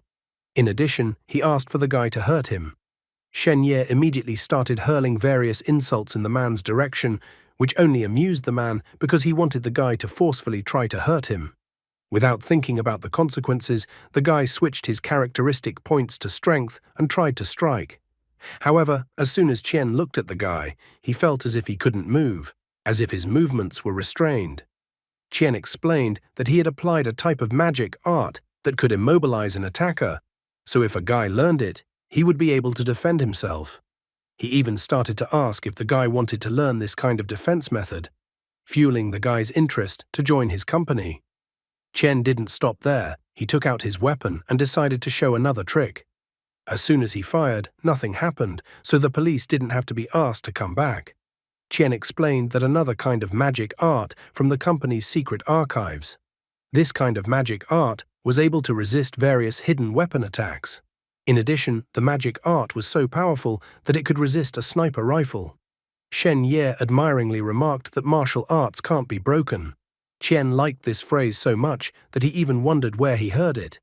And after the guy said that he had come up with it himself, Qian thought that the guy was definitely a genius. Now Qian decided to officially invite the guy to join his hidden dragon plan. Shen Ye couldn't understand what the hidden dragon plan was all about. Qian explained that the Hidden Dragon Plan was a company's project to cultivate supernova stars. According to this plan, Qian decided that they would recommend a guy to the top 3 high schools in the world, although the guy would still have to take an entrance exam. However, this was not an entrance exam, but an exam designed by these 3 schools to test aptitude. Qian pointed out that ordinary people couldn't access the exam because it had long been monopolized by the world clans. Guy had only recently arrived in this world, so he didn't fully understand the current situation of this world. Qian explained that the clans were those who inherited knowledge, sacred tools, and blood ties from the gods of ancient times. The martial arts knowledge inherited from these ancient major clans is much larger than the ones in his company. They control vast expanses of land, population, and wealth. The great clans stand high above the people. There was a chasm between them and the common people that could not be bridged by any means. The guy even thought that maybe Shen Ye's grandfather was also a member of these clans in the past. The Hidden Dragon Plan is looking for geniuses like Shen Ye, so the company will help Shen Ye get into the most prestigious school, and even if he fails, the company will still guarantee him a place in high school. If the guy manages to get into any of the top 3 schools, the whole company has pledged to support the guy with resources and tailor his future career based on his abilities. When the guy reached the point where he could no longer develop, he would return to the company where he would be treated with honor. Therefore, Qian asked the guy to think things over carefully. Shen Ye became even more aware that in this world, strength was paramount. Therefore, the guy practically didn't hesitate and instantly agreed to Qian's proposal. Shen Ye realized that it seems like they were once clan members, but for some reason his father was expelled. Because of his family's status, the police didn't take the situation seriously. In addition, his mother had to beg to get 4 kinds of recovery medicines, but such recovery medicines were of little value to the clans. Today he had injured people but was not held accountable, all because his power had become so powerful that he could already break the normal rules. Qian asked the guy to sign a document and put his fingerprint if he agreed to such conditions. The guy became even more aware of why teachers always emphasize strength in class. He understood that mankind must rely on the strong, because only then could civilization continue to exist. Qian reminded the guy that the guy could start by thinking things over carefully, as surely other organizations would not sit idly by and go in to get the guy into their organization. However, Shen Ye believed that since Qian found him first, he would join their company. Qian did not object, believing that the guy had made the right choice. However, Shen Ye was still a minor, so Qian had to contact the guy's parents to sign the documents.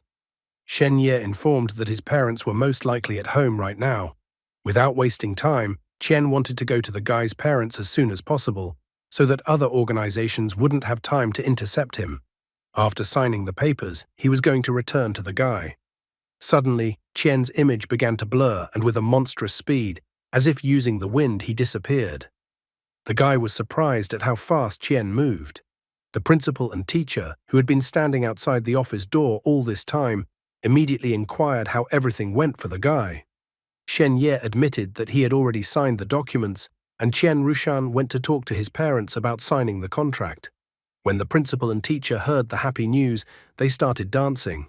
They were happy that now their school would surprise everyone. Suddenly someone called the guy. Even though it was an unfamiliar number, he answered the call. As it turned out, it was Officer Luo Feichuan calling him. He said that he had managed to find out something about the guy's case, so he asked the guy to come to the police station. The guy looks like he'll show up at the police station after all. I wonder how the captain and the officers who recently left the school will react to his appearance, or if they are actually different police stations. Shen Ye soon arrived at the police station where Luo Feichuan called him. Luo Feichuan asked the guy to sit down, and he obediently agreed to do so. Shen Ye anxiously didn't understand why, but as soon as he entered the police station, he experienced an inexplicable feeling. Luo Feichuan showed the guy a picture that some anonymous person had taken. He said that there had been a lot of rumors about the hospital lately, and so a person had given the police this picture. Luo Feichuan immediately cut to the chase, saying that at the time the photo taken that day was taken, the guy was in the hospital, and there was a suspicious man standing on the rooftop at that moment. He wondered if the guy knew the man. Shen Ye took a closer look at the photo of the unknown man, but still couldn't recognize him as he had never seen this man. Luo Feichuan admitted that according to the forensics, the unknown man in the photo seemed to be trying to activate something. Shen Ye's face covered in cold sweat when Luo Feichuan asked him if the guy had anything unusual on him that day. Shen Ye realized that it looked like an unknown person had activated the cursed Demon King statuette. But it was also obvious to him that the police couldn't catch the person in the photo, and the statuette had already turned into ashes, so there were no more leads on the case. Besides, he couldn't reveal the information about the statuette to the police. Therefore, he decided to inform Luo Feichuan that he didn't know anything. He realized that everyone had died from the statuette's curse, and he was the only one who had survived. So if he reported it to the police now, he would only bring trouble on himself. Luo Feichuan was a little surprised that the guy couldn't report anything to him at all, thinking it was all strange. He asked the guy if he had any nausea, loss of consciousness, or memory lapses. Shen Ye decided to say that he had not had any of these things, but nevertheless he realized that Luo Feichuan seemed to know something. Ever since he entered the office, he had been feeling as if someone was watching him. That means one extra word, and he would definitely be finished. He immediately confessed that he remembered something. Shen Ye said that his backpack was open, although he had definitely zipped it up when he left the school. With a serious look, Luo Feichuan asked if the guy had checked his backpack afterward. Shen Ye played dumb, so he stated that he hadn't checked his backpack and didn't know that he should have done so. He suddenly noticed the change in Luo Feichuan and thought that maybe the policeman would now start to act. He immediately switched all his characteristics to agility. After all, no matter what happened, he had to be ready to escape. However, he didn't know if he would be able to escape, as Luo Feichuan's skills would most likely be able to suppress him. Nevertheless, he had no choice but to spring into action. He decided that as soon as difficulties arose, then he would need to escape. Suddenly, the phone on the table received a call. The guy became too scared, but he had to continue to hold back and find the right chance that he could open the door and escape. He reminded Luo Feichuan to answer the phone call. After picking up the phone, Luo Feichuan told the guy not to move, and then he introduced himself to the caller. The caller immediately informed Luo Feichuan that Luo Feichuan would die soon.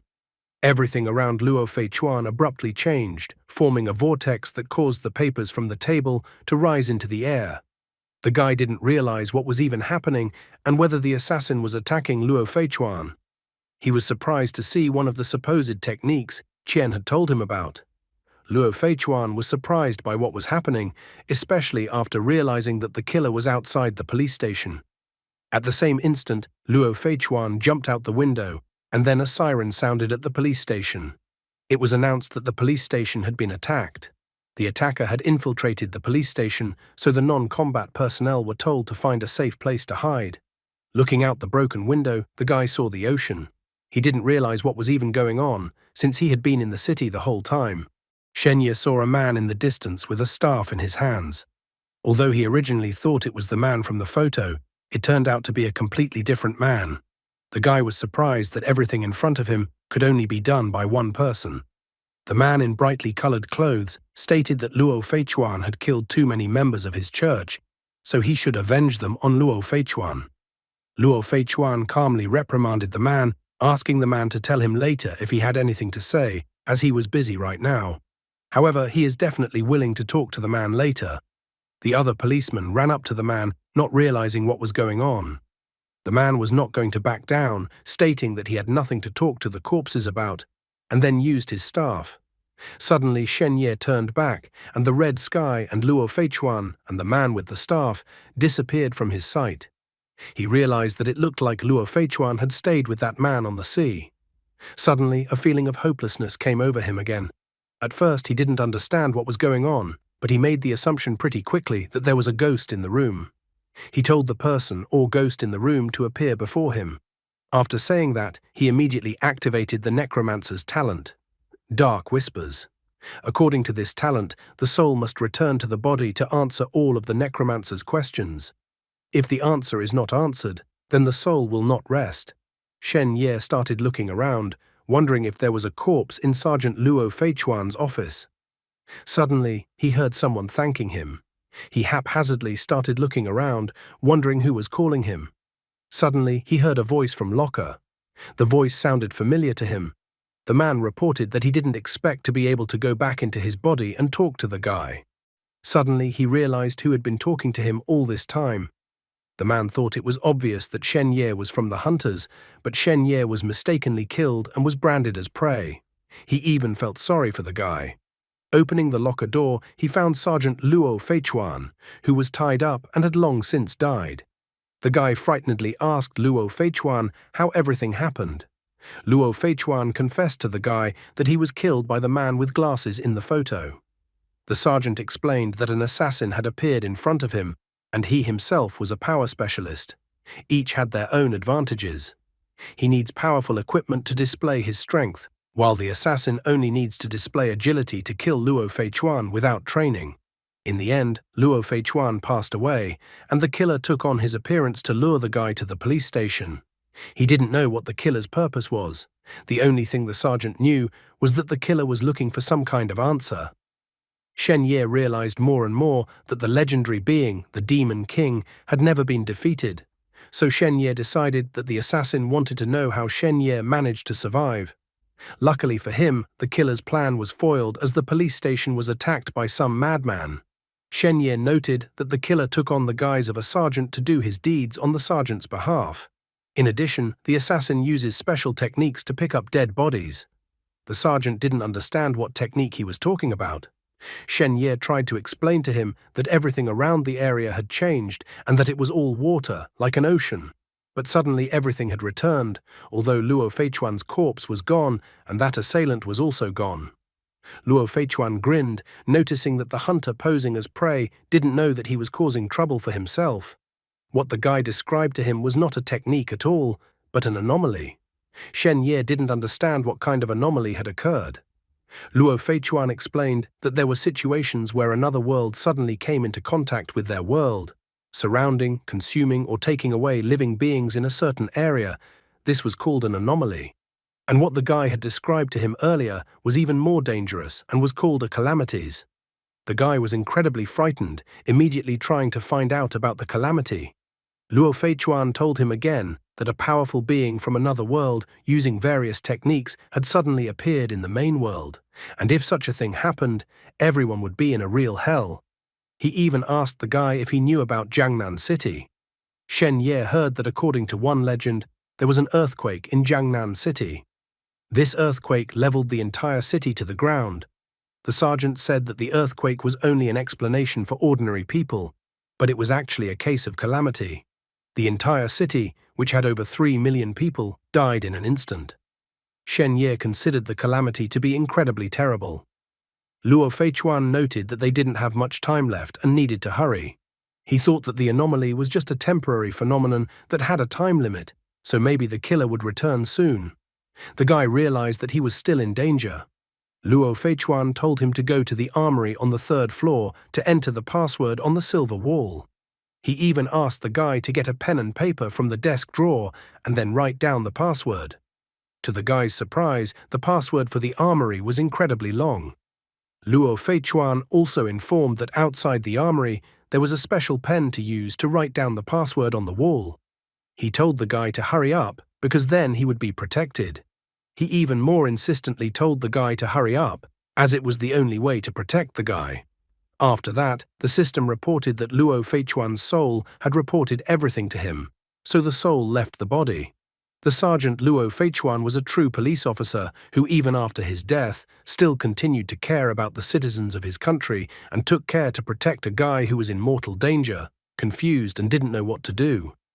Looking at Luo Feichuan's lifeless body, the guy began to realize more and more why it was no wonder the other police officers didn't want to investigate Shen Ye and others like him.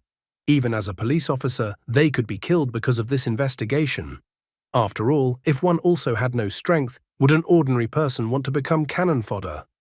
Picking up the sergeant's cap from the floor, the guy contemplated revealing the identity of the killer, but realized pretty quickly that there was no point. He then put the police cap back on the sergeant's head. He realized that perhaps the killer had people in the police force, and with that kind of power, they could easily take his life. All he could do was to follow Sergeant Luo Feichuan's instructions and go to the 3rd floor to get protection. After that, he squeezed the password sheet in his hands and closed the locker door. Shen Ye was well aware that at this moment he would not be able to take revenge on the assassin for killing Sergeant Luo Feichuan, but in the future he vowed to exact his revenge. Banging his head on the locker door, Shen Ye vowed that he would let Sergeant Luo Feichuan rest in peace in the future. Clutching the password sheet in his hands, the guy was incredibly angry at himself and the situation he was in. Suddenly, he heard a knock on the door, and then he was informed that there was an anomaly and that everyone had to go downstairs for testing. The guy thought too long about what he should do, that the anomaly was over pretty quickly already, and he still had no time to go up to the third floor and write down the password to get protection, thus saving his life, and the killer has already arrived on his soul, and he definitely won't stop there as the guy is still alive. However, for the killer, there are many variables and unknowns in Shen Ye's case for him to be able to get rid of the guy so easily. The next moment, the captain and other police officers entered the room. The captain asked Shen Ye to come out since everyone had to be checked after what happened. He ordered the others to go downstairs while he dealt with Sergeant Luo and Shen Ye. The others complied with the captain's order and left him alone. The captain admitted that he understood that the guy was afraid, but in fact Sergeant Luo Feichuan was actually taken away by some inhuman force, so the guy was safe now. Besides, the captain promised to personally take care of the guy's safety. Suddenly, the captain felt that Luo Feichuan's corpse was not in the same position as before. He immediately inquired if the guy had done it. The captain started moving around the entire room with inhuman speed, but soon landing on the table, he realized that after searching, he found no one, which meant the guy had escaped. The captain began to reprimand the original assassin since he had killed such a large number of people but screwed up with some guy. He even called the first killer a brat because he didn't expect the killer to be such a weakling. He immediately came up with another plan, telling all the squads over the radio that he suspected Shen Ye was directly related to the recent incident. He told all the squads to immediately send out notices that as soon as they saw Shen Ye, they were obligated to immediately apprehend him. At that moment, he heard an alert that the Central Intelligence System had completed its work and everyone was being asked to gather in the lobby and be tested. As soon as the captain left the room, a door with a red light appeared in the room. The door opened slightly and Shen Ye appeared out of it, looking around the room before entering. He was well aware that the assassins were accomplices. The guy realized that he could stay in the nightmare world forever and be safe there, but then he would lose the chance to punish the killers. Climbing out of the window to the outside of the wall, he began to climb the pipe to the third floor because he needed to tell everything. The guy climbed up to the third floor quite easily, where there was no one. Going to the armory and taking a pen that hung on the wall, the guy took out a sheet with a written password. At that moment, however, a voice sounded behind him, hinting that he realized the source of the noise. The captain asked the guy what he was doing here. The guy started writing down the password on the door. He tried to tell the policeman that he would be taking an exam soon and that his teacher had left him some problems to solve as soon as possible. In the back of his mind, he complained that the password was incredibly long. The captain realized all at once that the guy had walked up to an emergency device that connected the central government of the world. He was surprised that the guy had the necessary password. The man reacted instantly and threw a knife at the guy. He still couldn't figure out where the guy got the password from, but he couldn't be allowed to have the guy write the entire password on the door in the first place. Suddenly, however, a metal door appeared behind the guy and a knife slammed into it, leaving a dent in the door. The captain was surprised to realize that this was most likely the guy's ability. As he continued to write the password on the door, the guy felt the pressure behind him. He was glad the gate was responsive to the changing environment, because if things were different and there was a standard gate, he would have died by now. The captain ran to the metal door and sent the metal door towards the guy with a powerful kick of his foot. But at that moment, the guy told the door to disappear, so it dissolved behind his back without ever touching him. Then the pitiful assassin once again lunged at the guy himself. However, when he had already reached the guy, he suddenly crashed at full speed into the metal door that appeared as if from nowhere. The captain, badly injured, howled in pain and started complaining about some snot calling for stupid doors. While he was trying to regain consciousness and get up again to finish the guy off, the guy finally finished writing the password. Suddenly, the guy heard the system announce that the password verification had been successfully passed. The system recognized that it was the world government's most powerful artificial intelligence, Kunlun. Therefore, the system started the verification and a full scan of the police station began. In just a moment, the artificial intelligence detected Luo Feichuan's body. The artificial intelligence also quickly confirmed the fake identity of Captain Wang Shuimu of the Major Crimes Group. At the same instant, a siren sounded at the police station, and the artificial intelligence reported that high-ranking experts were on their way.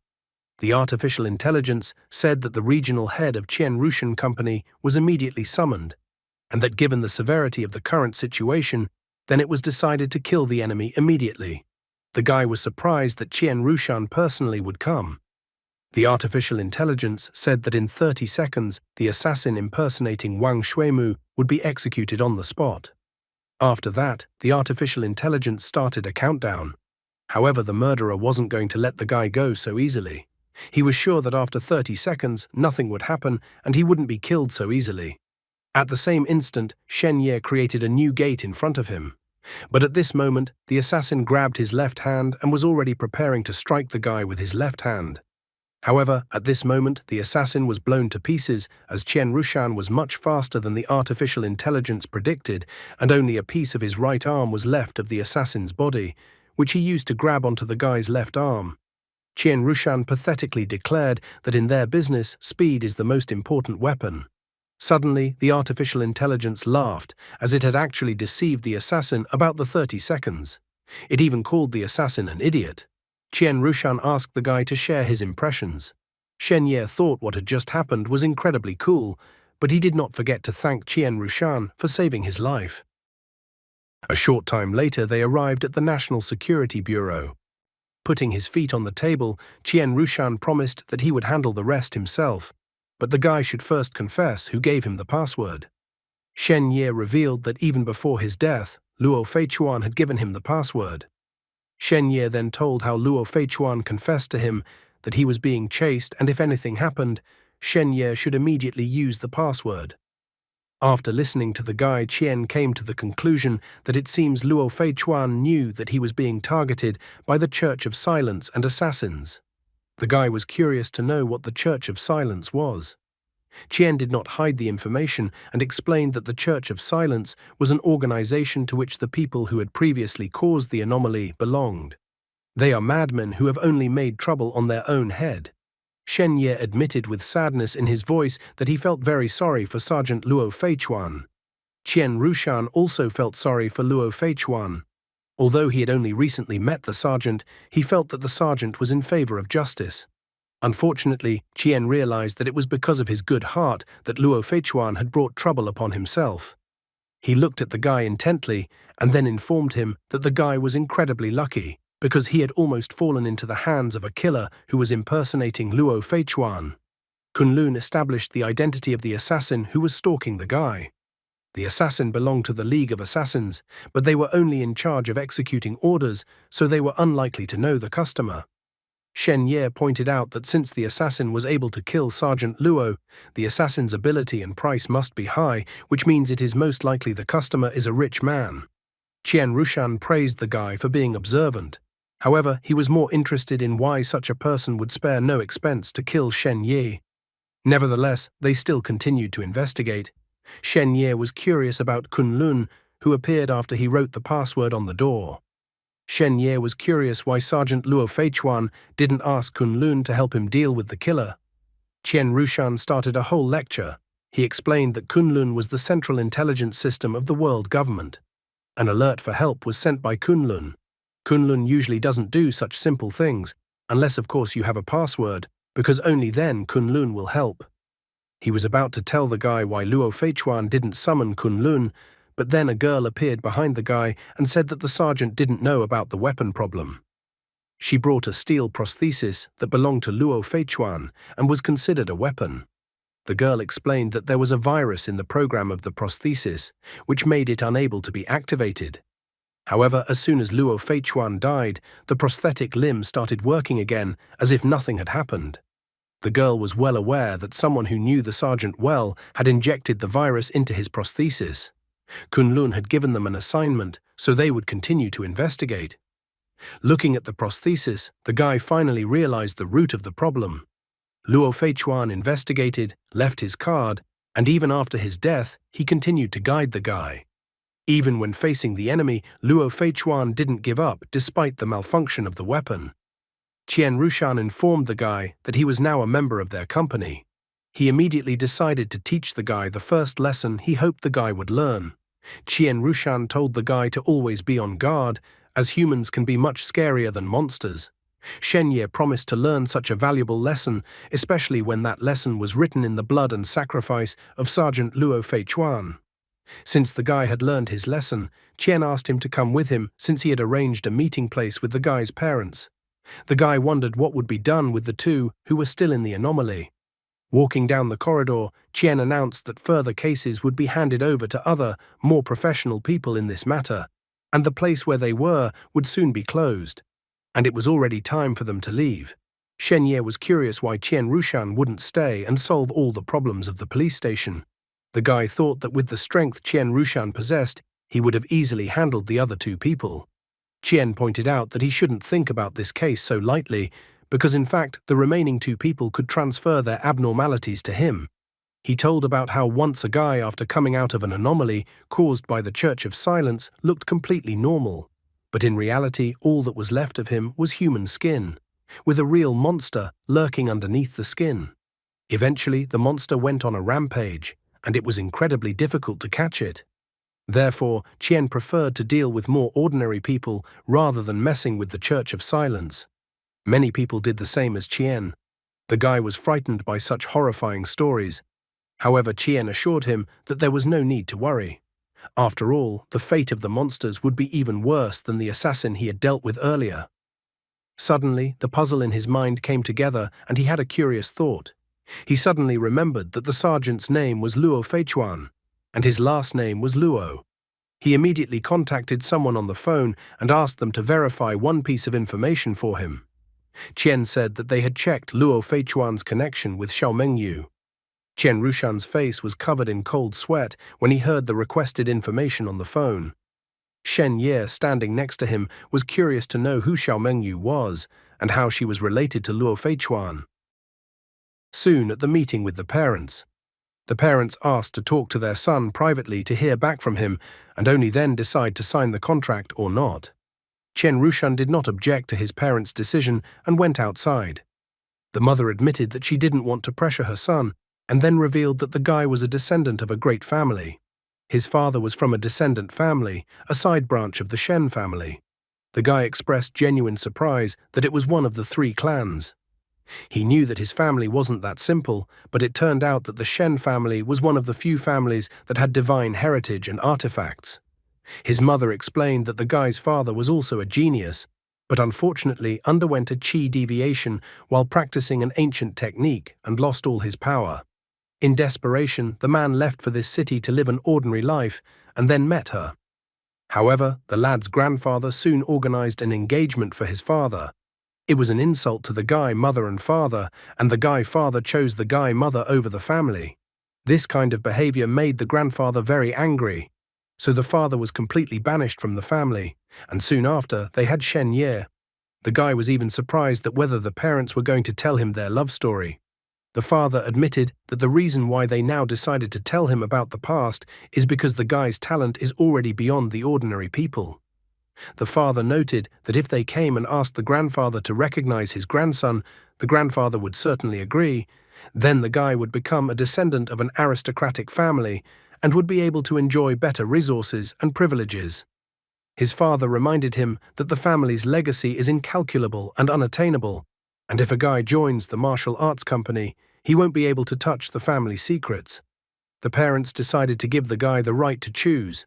They asked him not to worry, because whatever happened, they would support his choice. The guy was glad that in this life he had such understanding parents. He didn't hesitate about his choice and immediately said that he wanted to join the martial arts company. His mom was surprised, but his dad immediately accepted the guy's choice. Mom was worried about the guy.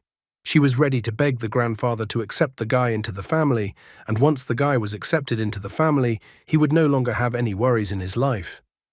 However, Shenya said with a smile that he didn't want them to ask his grandfather. Besides, since his father had done well, he could do well on his own. His father once again expressed that he respected the guy's decision. The mum was also happy that her son had grown up like this. His parents had only gone to the family a few times over the years. He now realized that every time they returned, one part of them treated them well, and the other part of the family looked at them with cold contempt. The only joyful moments in Shenye's life were when he used to play with his friends as a child. Although he was used to the coldness and ruthlessness of people in his past life, only now was he able to feel real, genuine love for himself. Soon Chen said that they had signed all the documents and welcomed the guy to the martial arts company. The guy thought that a heartless family like Shen was no use to them. Chen informed that in a few days, Shen Ye would have to participate in the entrance exams of the top 3 academies. Therefore, Chen wanted the guy to temporarily live at the company headquarters. He asked the guy's family what they thought of this decision. The mom thought it was a good option, because her son would be able to enter one of the top 3 academies. Although she was worried about her son, she told her son not to worry because he would definitely be able to perform at his best. Shen Ye finally asked Chen Rushan to take care of him with a smile. What does Zhao Yibing, who wanted to set him up and be higher in the exam at any cost, think about his getting into the martial arts company and his future entrance into one of the top 3 academies? Meanwhile, Zhao Yibing was typing something on her phone. She had already started to create a title for the video that would attract others and make the video go viral. She wrote about the best student of the year failing one exam and freaking out, and then that the police had intervened in the matter.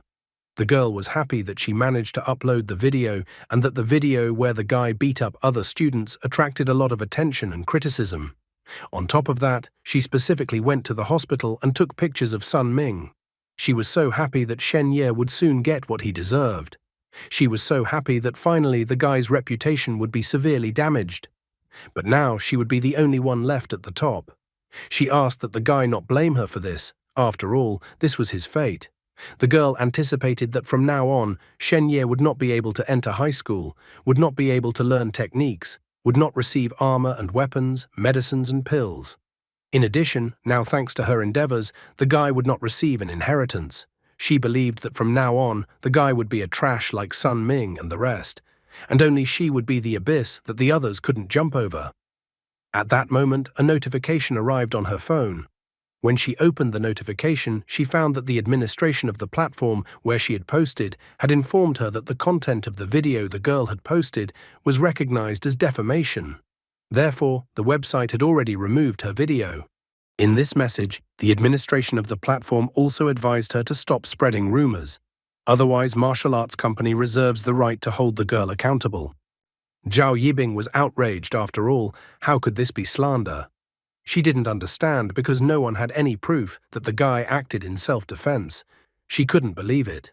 The girl didn't understand why the organization cared about this video. Zhao Yibing decided to check what the school had done about the incident. However, when she went to the school's website, she found an announcement in which the principal congratulated Shen Ye for signing a contract with the organization early. The website also said that the guy had received invitations from 5 key schools in the province. The girl crouched down on the floor as she felt her powerlessness. She couldn't believe it since she was already so close to success. Zhao Yibing wanted to know how the guy was able to sign a contract with the organization and why he was chosen. After a while, Shen Ye arrived at the martial arts company, whose building was a high-rise building. Chen Rushan told the guy that the news from the police had arrived and that everything was over. Many people were killed in the battle that took place. Nevertheless, representatives of the authorities gave rewards to those who survived. Shen Ye thought that it was quite a gruesome affair. Qian discovered that even he himself received 5 merits for killing. The guy didn't understand what these merits meant. Then Qian explained to him that merits could be used as currency to exchange for special items, such as battle techniques, materials, and weapons. In addition, the man pointed out that Shen Ye was also supposed to receive a reward for the information, but at that time he had not joined the company yet, so he was left with empty pockets. Hearing this news, the guy was even a little upset. However, at that moment, a message arrived on his phone. The message said that the guy had made an important contribution in this battle, and to encourage young people, the government had adopted a reward method. His award had been sent, and so he was asked to come to the company building soon to receive the award. The message was sent to him by the Federation of World Government, or to be more precise, the Combat Merit and Armed Forces Administration. The guy was surprised that there was an award meant for him as well. He couldn't wait to find out what kind of award he had been given. Soon the elevator doors opened on the 105th floor of the building. Qian Rushan told him that middle school students are only laying the foundation, and only in high school do they learn real professional techniques. So their study is a good way, although not perfect. Shen Ye, on the other hand, mentioned that he lacked attack techniques, and after all, he had already been tripped up several times, and if he was unlucky, he would have been killed long ago. Qian Rushan understood his worries, so he decided that the guy should not go out for the time being, and Qian Rushan was going to investigate the matter. At this moment, the girl approached Qian Rushan and informed him that their investigation into the incident was over. The guy was surprised that the investigation was completed so quickly. Qian Rushan was also glad that the investigation was over. He informed Shen Ye that Shen Ye was a member of the company from now on, and that the guy was given a monthly salary to spend as he wished.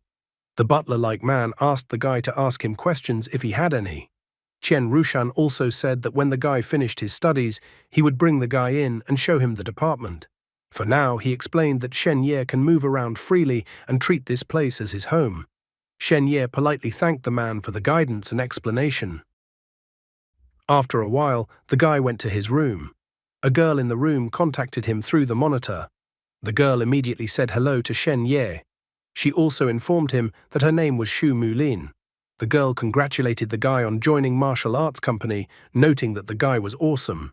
She was older than him, so she decided to call him little brother. As the guy sat on the bed, the girl kept telling him a lot of things from the monitor screen. She politely thanked the guy for what he was doing. Xu Mulin also shared that she hoped the guy would study hard, improve his strength, and become a very cool person. She told him that the world is very dangerous, but it is worth it for them to fight hard together. The girl suddenly remembered that she had even prepared VIP tickets to the concert for him, so she would wait for him there. In general, the girl tried in every possible way to cheer him up and inspire him to new endeavors and feats. The guy was surprised because Xu Mulin is a celebrity that the real Shen Ye really likes. Looking around, Shen Ye was surprised. Everything in his new room, from the colors to the bedding, clothes, and exercise supplies, almost everything is to the real Shen Ye's liking. However, he corrected his speech by pointing out that these were all things that Shen Ye liked. He was surprised that it was all for the sake of some new recruit and for the sake of increasing strength. He was now on the roof of the 105th floor of a skyscraper. Looking down, he was well aware that many people would like to stay in this place, on top of the clouds. Many people would like to see the wind, and also many people would like to know if that guy in the clouds was definitely a real hero. Looking at all this serene atmosphere on the roof of the building, Shen Ye made an important decision. He decided that he would dive back into Nightmare World at 11 o'clock tonight to get a new title. He needed to become stronger. The entrance exams were going to start in a few days, so he didn't want to be expelled. As soon as 11 o'clock in the evening appeared on the clock, the guy immediately opened the gate. Opening the door, he was shocked, not realizing what had happened to the giant skeleton. The guy stood at the door, realizing that he couldn't just walk in, or else it might affect the terms of the title. The giant skeleton noticed the guy's arrival and immediately recognized him. With his last strength, he asked the guy to help him or else he would die. He tried to find out what happened to the skeleton while standing outside the door and not entering the Nightmare World.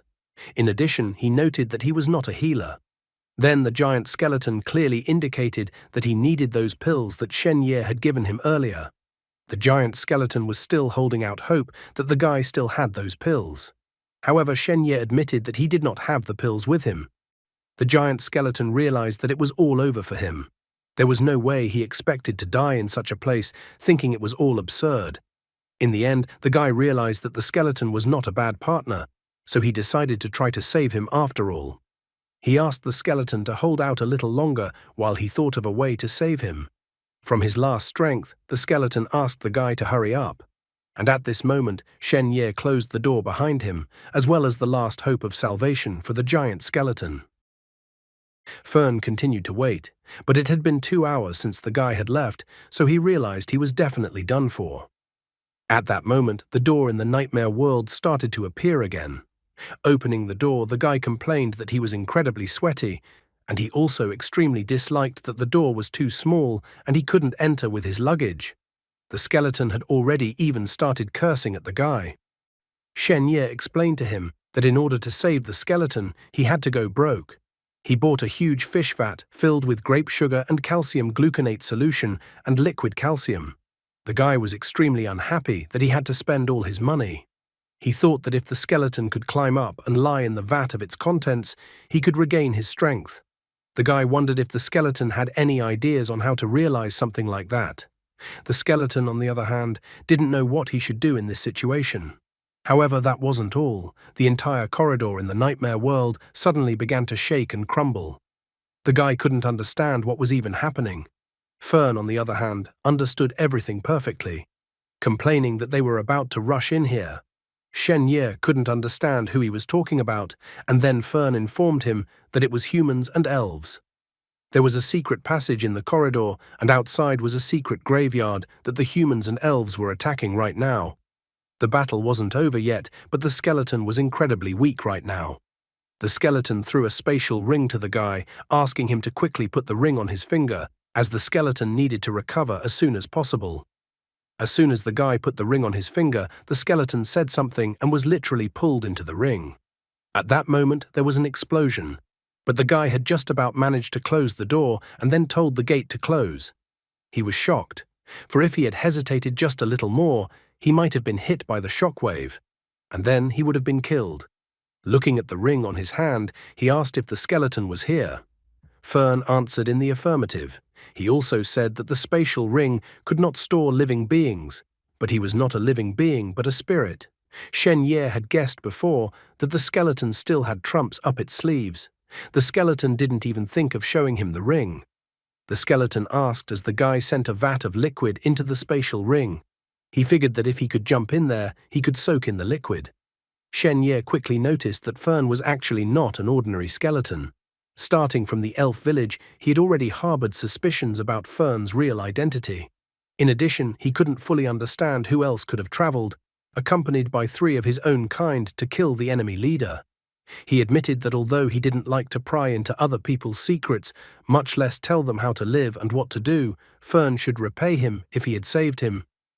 The skeleton got straight to the point, asking what the guy wanted from him. Shen Ye confidently stated that he wanted to go to his world. Fern was incredibly surprised. He thought that the guy should have already realized how fierce the battle was. It turns out it's as if the guy is looking for his death.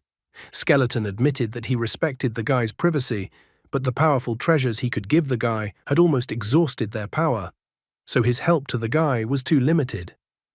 Shen Ye reminded the skeleton that he was introducing himself as a trophy collector from the battlefield. Enjoying lying in the vat of liquid, the skeleton asked the guy not to ask him any further unnecessary questions about the presence of any items, because he was responsible for looting after the battle and was unlikely to find anything good, and the real treasures are the ones that are taken by the enemy immediately after their owners are killed. Shen Ye remembered that there was a graveyard outside the secret passage, so if he could pretend to be an undead warrior and walk around the battlefield, he might be able to get a new title.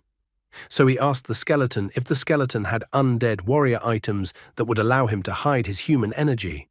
Fern pondered over the guy's words, and then he started going through his things that were also in the spatial ring, and then a large number of things spilled out of the ring.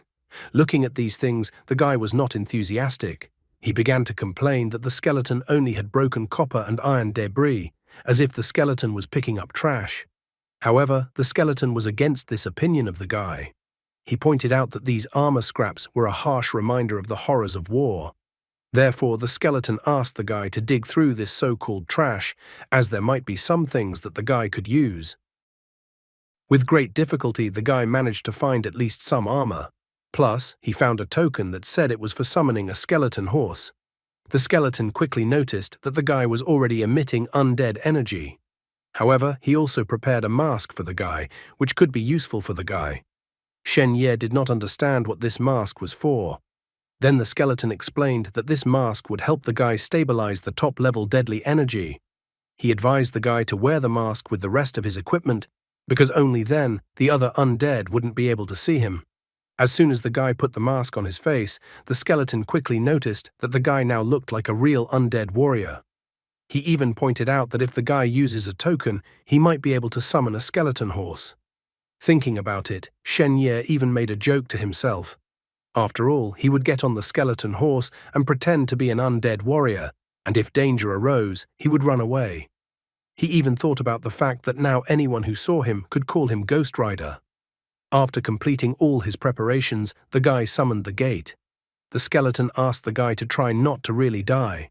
After all, if the ring on the hand of the already dead guy is stolen, then the skeleton will definitely fall into the clutches of the enemy. Opening the door and feeling the stench coming from behind the door, as if death itself looked into his soul and everything around was imbued with the aura of death. The guy told the skeleton that he would try not to die. The skeleton can only hope that the guy can survive, and his bones will be able to receive the long-awaited calcium from the world where Shen Ye lives for a long time to come. Walking through the door, the guy found himself in a place where everything was incredibly ruined. He remembered that he had gotten a sword from the elves last time, so he thought that this sword would come in handy for defense now. The guy found a loophole leading upwards from under the rubble. However, as soon as he climbed through the breach in the rubble, the military's spears were pointed in his direction.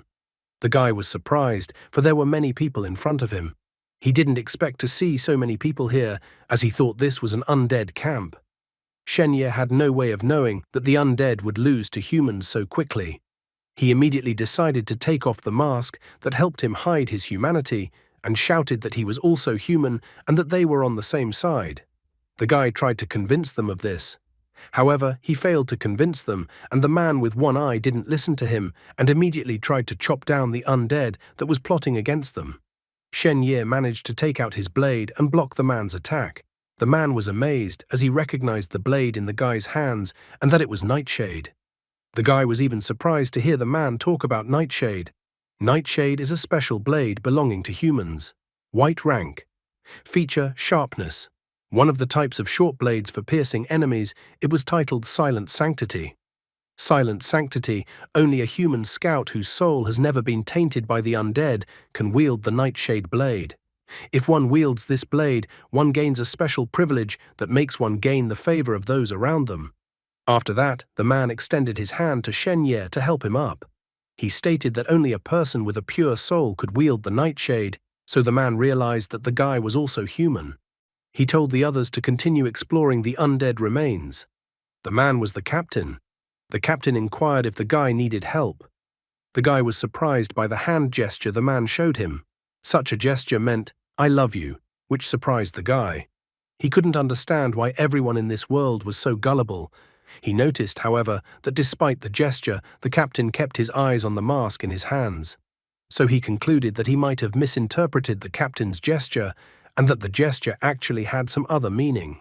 His thoughts went somewhere far away, and he speculated that this gesture of the captain might have indicated some kind of problem. Shen Ye was not surprised, because obviously the skeleton mask in his hands would greatly disturb the captain.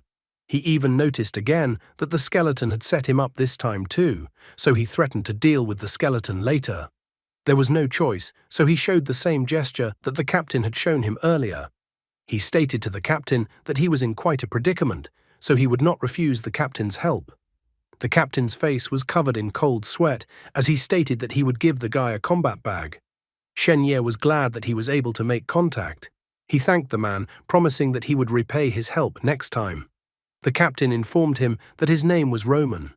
At this moment, many warriors were told to immediately disperse as an important lump was approaching. A male nobleman approached them on a horse. The man yelled unhappily at Roman, not understanding why they were still standing there. He was displeased, noting that they didn't have that much time.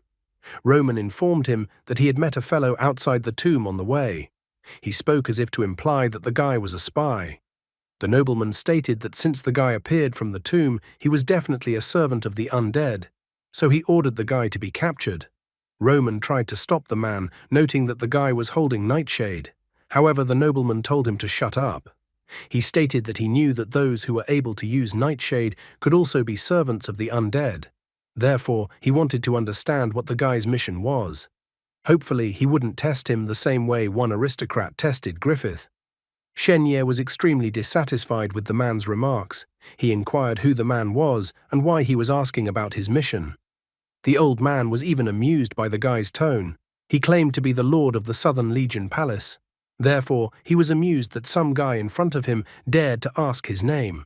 The old man promised that he wouldn't kill the guy first, but would torture him to extract all the information the guy had.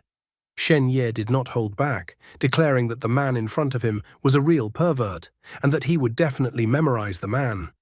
At the same instant, he summoned a gate right under his feet. The warriors immediately tried to attack it, led by their master. However, when the dust from the attack settled, there was no one else at the point of their attack.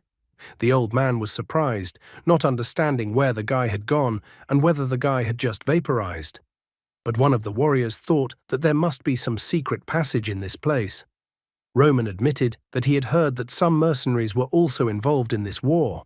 He also heard that these mercenaries are real masters who know how to hide in the shadows and specialize in assassinations. As if deciding to scare, Roman also added that it turns out the man had pissed off one of these mercenaries. As soon as the nobleman heard about mercenaries who specialized in assassinations, his face immediately became covered with cold sweat. He was afraid that the guy might suddenly attack him and kill him, and that the outcome of the battle would change immediately. Therefore, the cowardly nobleman immediately told the others to retreat. Shen Ye meanwhile passed through the door in the ceiling and landed on the floor of his new room. He angrily remarked that he had memorized this perverted old man and that he would not allow any more attacks in his direction. He even praised himself that placing the gate on the ground beforehand had been a good idea, or else he'd be in trouble now. He immediately turned to the skeleton and wondered why it had set him up again. After all, he could have theoretically taken his life a few moments ago.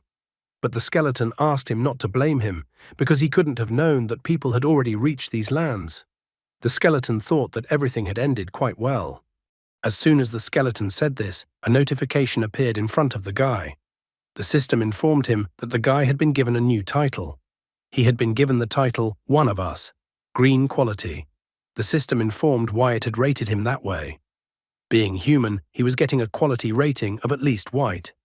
The guy was also capable of making full use of his surroundings and borrowing power from allies, overcoming any difficulties and troubles. However, for some reason, the guy was extremely unhappy that he had only received a green quality title again. The system also reported that this was the second time the guy had received the green quality. According to the guy's current abilities, if he received a green quality title the next time, he would be able to earn a triple ordinary man's grade.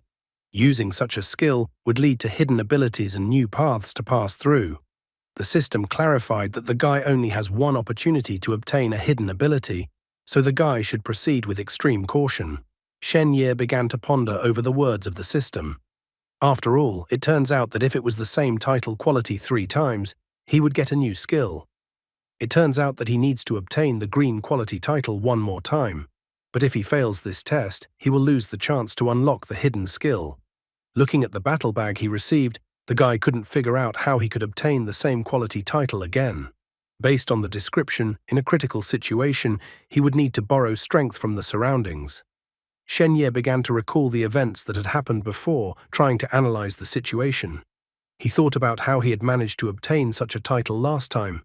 He remembered that no matter whether it was an elf village or an undead battlefield, he had always been in someone else's territory, and others had always helped him. Now he finally understood the clue to obtaining the title. The guy even scoffed at himself, because doing something like this definitely wouldn't be easy, and it was already like he was walking on a knife's edge. However, he rejected the idea of just continuing to wander, because he would most likely run into the undead.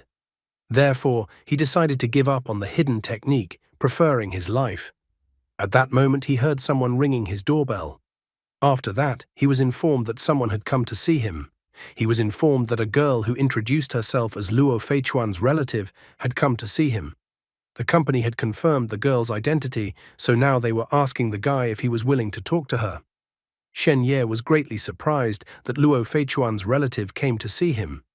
Luo Feichuan had died because of him, as he had saved the guy at the cost of his own life, so the guy's conscience didn't allow him to refuse to meet the officer's relative. After that, he agreed to meet the girl and was told that the meeting would be held on the 50th floor. The guy hoped that he would be able to help the family of the deceased Luo Feichuan in some way. After a while, he went down to the 50th floor, where he found a girl with long hair. The guy politely inquired why she was looking for him. He immediately discovered with his eyes that the girl had earned the title of Great Swordswoman. The girl greeted him, informing him that her name was Xiao Mengyu and that she was Luo Feichuan's younger sister. She also revealed that she had come here to find out something. The guy was still amazed by the girl's title. He had seen so many people, but he had never seen such a title before, neither among the undead nor the elves. The girl was the first person he had ever seen with such a title.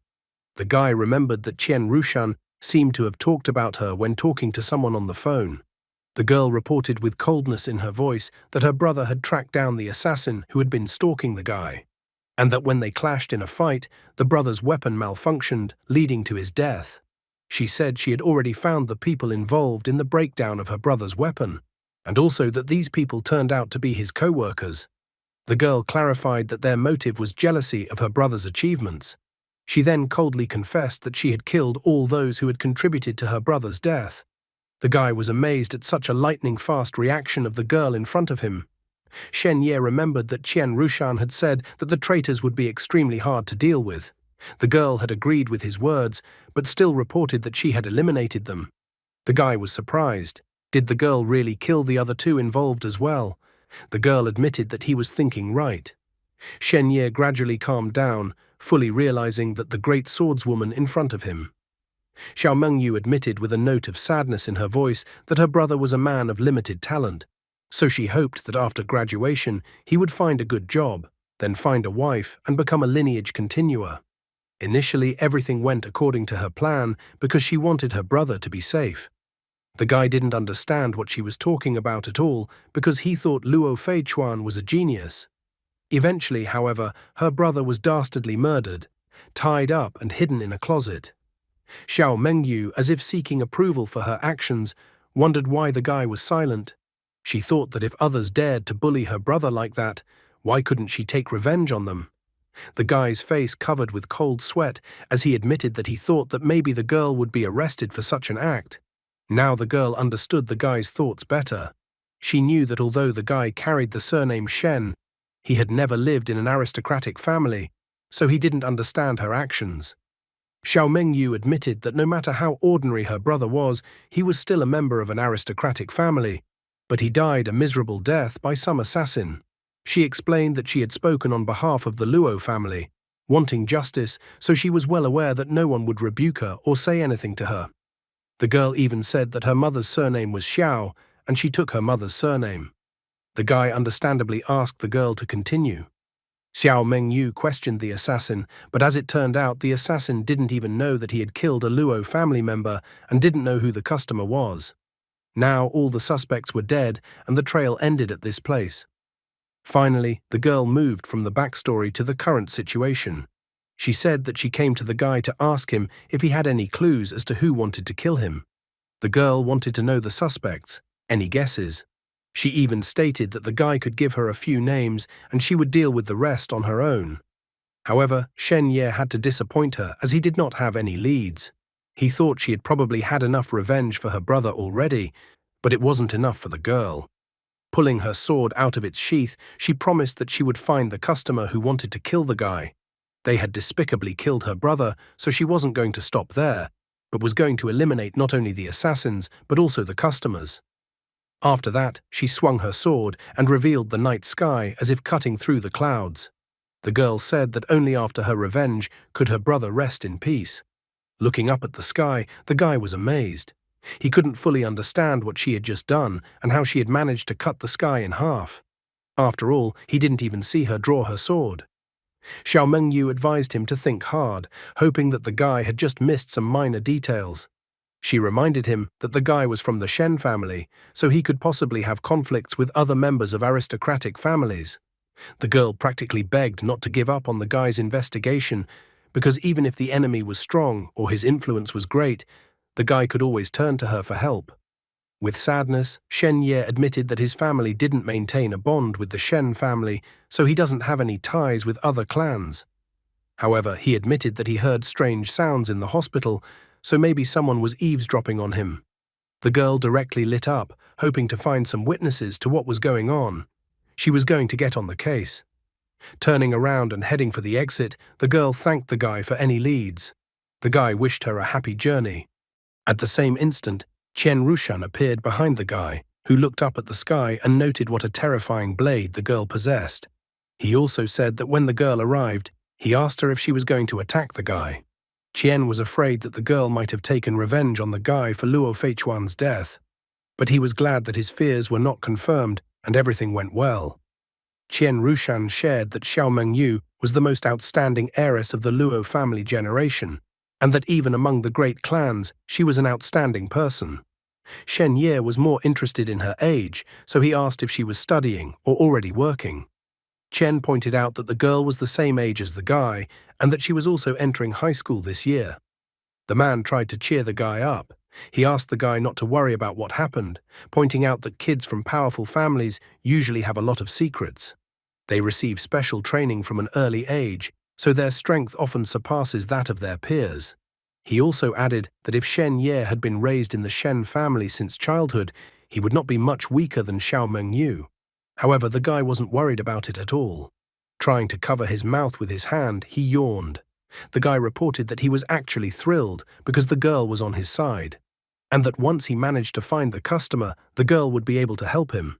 Continuing to yawn, he informed the man that he needed to get some sleep. Chen Rushan let him go, informing him that he would hire some teachers to help him prepare for his exams tomorrow. He was once just an ordinary guy, but now problems are appearing one after another in his new life. And that's all for today. Thank you very much for watching the video. If you would like to see a sequel, please like, subscribe to the channel, and leave your wishes in the comments. You can also subscribe to Telegram to know about new videos. Bye everybody.